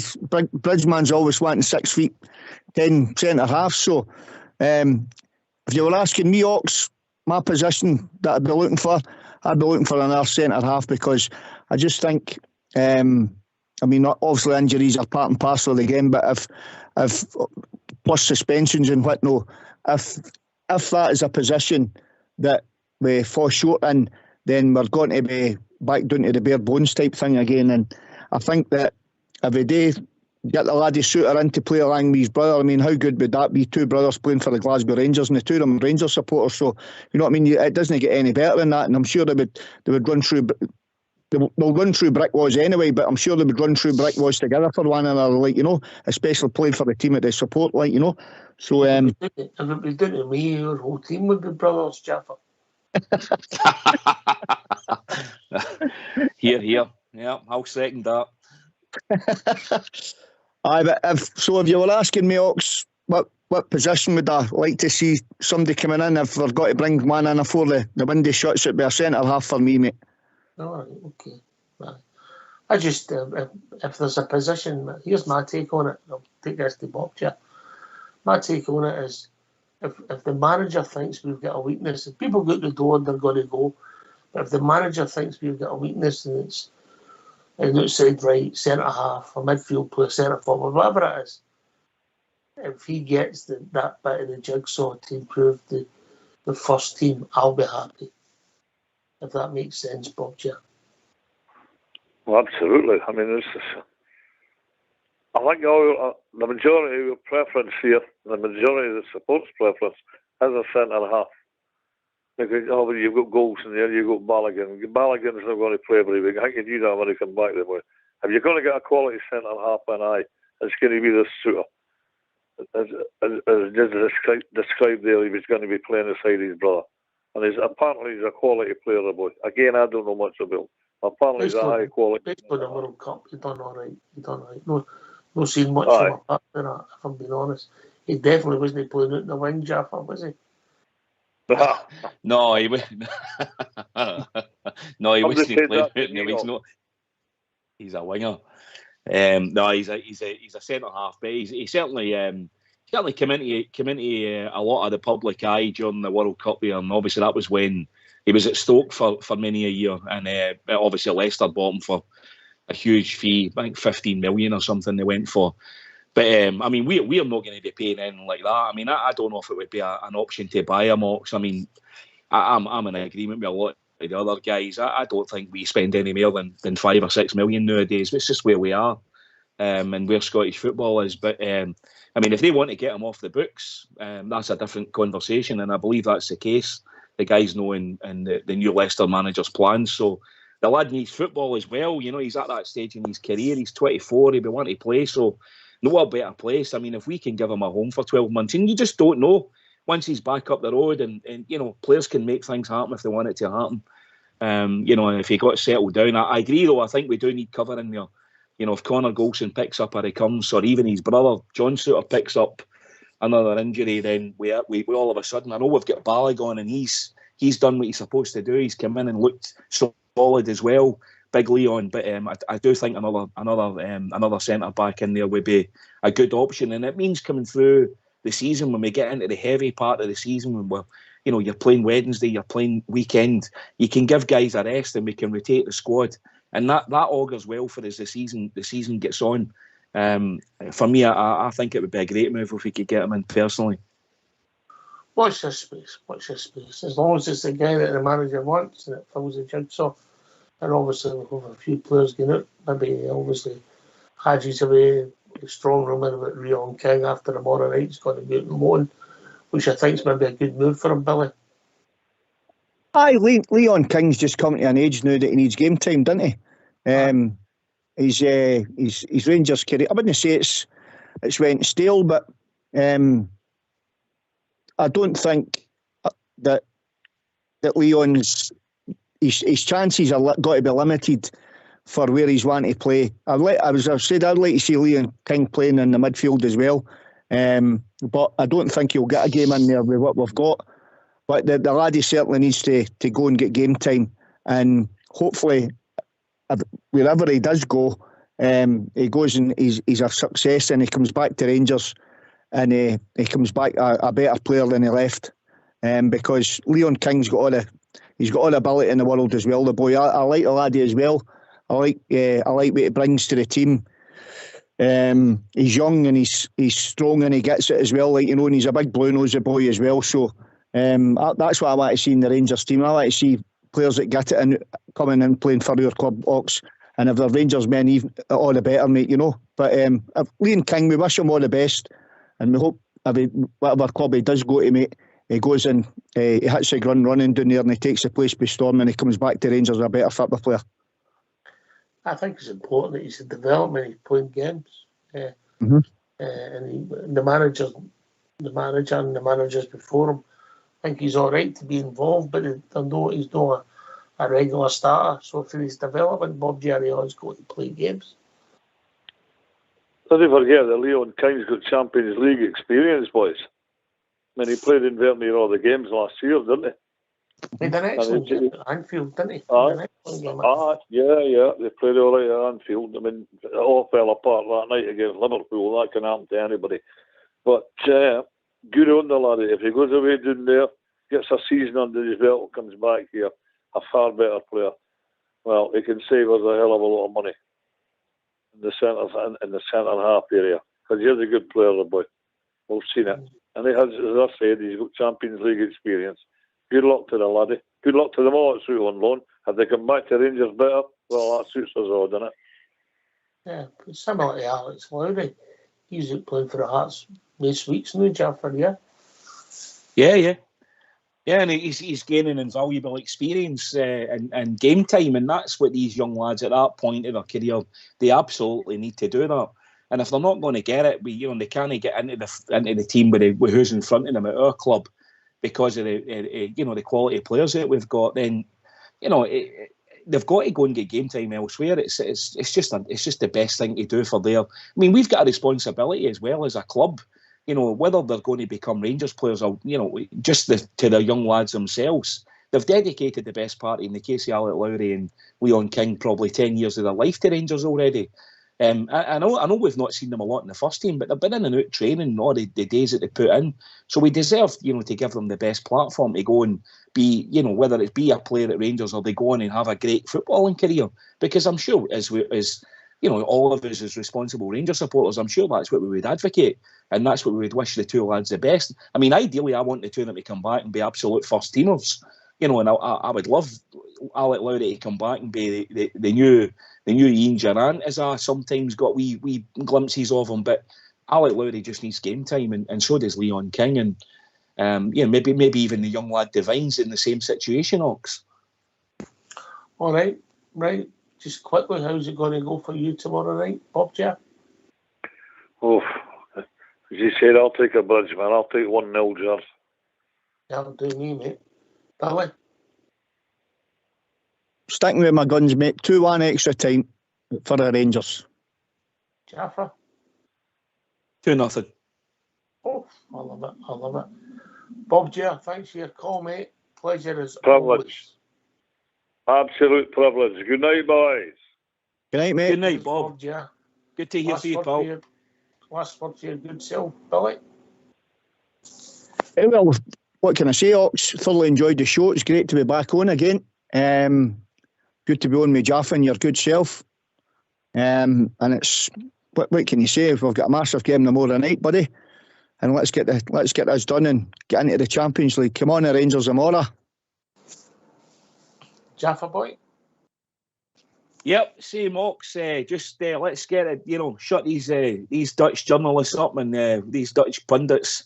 Shut them up. Shut Luke De Jong up and get the game on and get into the Champions League and back to Scotland and look forward to the game of the weekend. Come on, the Rangers. Can I thank Stuart and of course the one and only Alex for who technical problems. Bob Jeff for joining us. The good self Billy and of course the legend that is Jaffa. Thank everybody for listening. Fox and Old School Blue for doing the technicals. This has been Rangers Radio. We'll be back tomorrow night at 7 o'clock. Let me just make sure I'm right when I'm saying that. Yeah, it is an 8 o'clock kick-off, yeah? Yeah, I'm right, innit? 8 o'clock, innit? I had to check that before I come on. That's poor.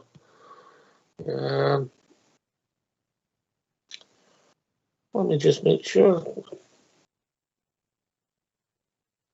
Yep, 8 o'clock kick-off. We'll be back at 7 o'clock with a pre-match show building up to a Rangers victory, hopefully in Eindhoven. Thanks for listening.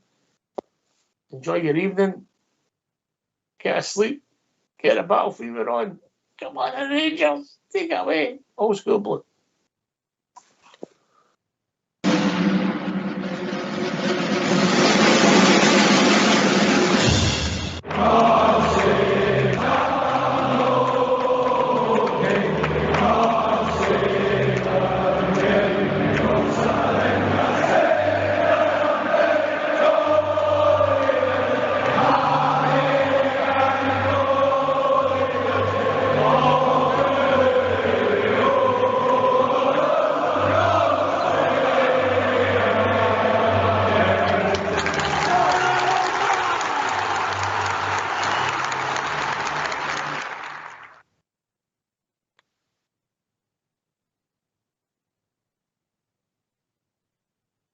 We've seen 2 Rangers on base for 10 yards.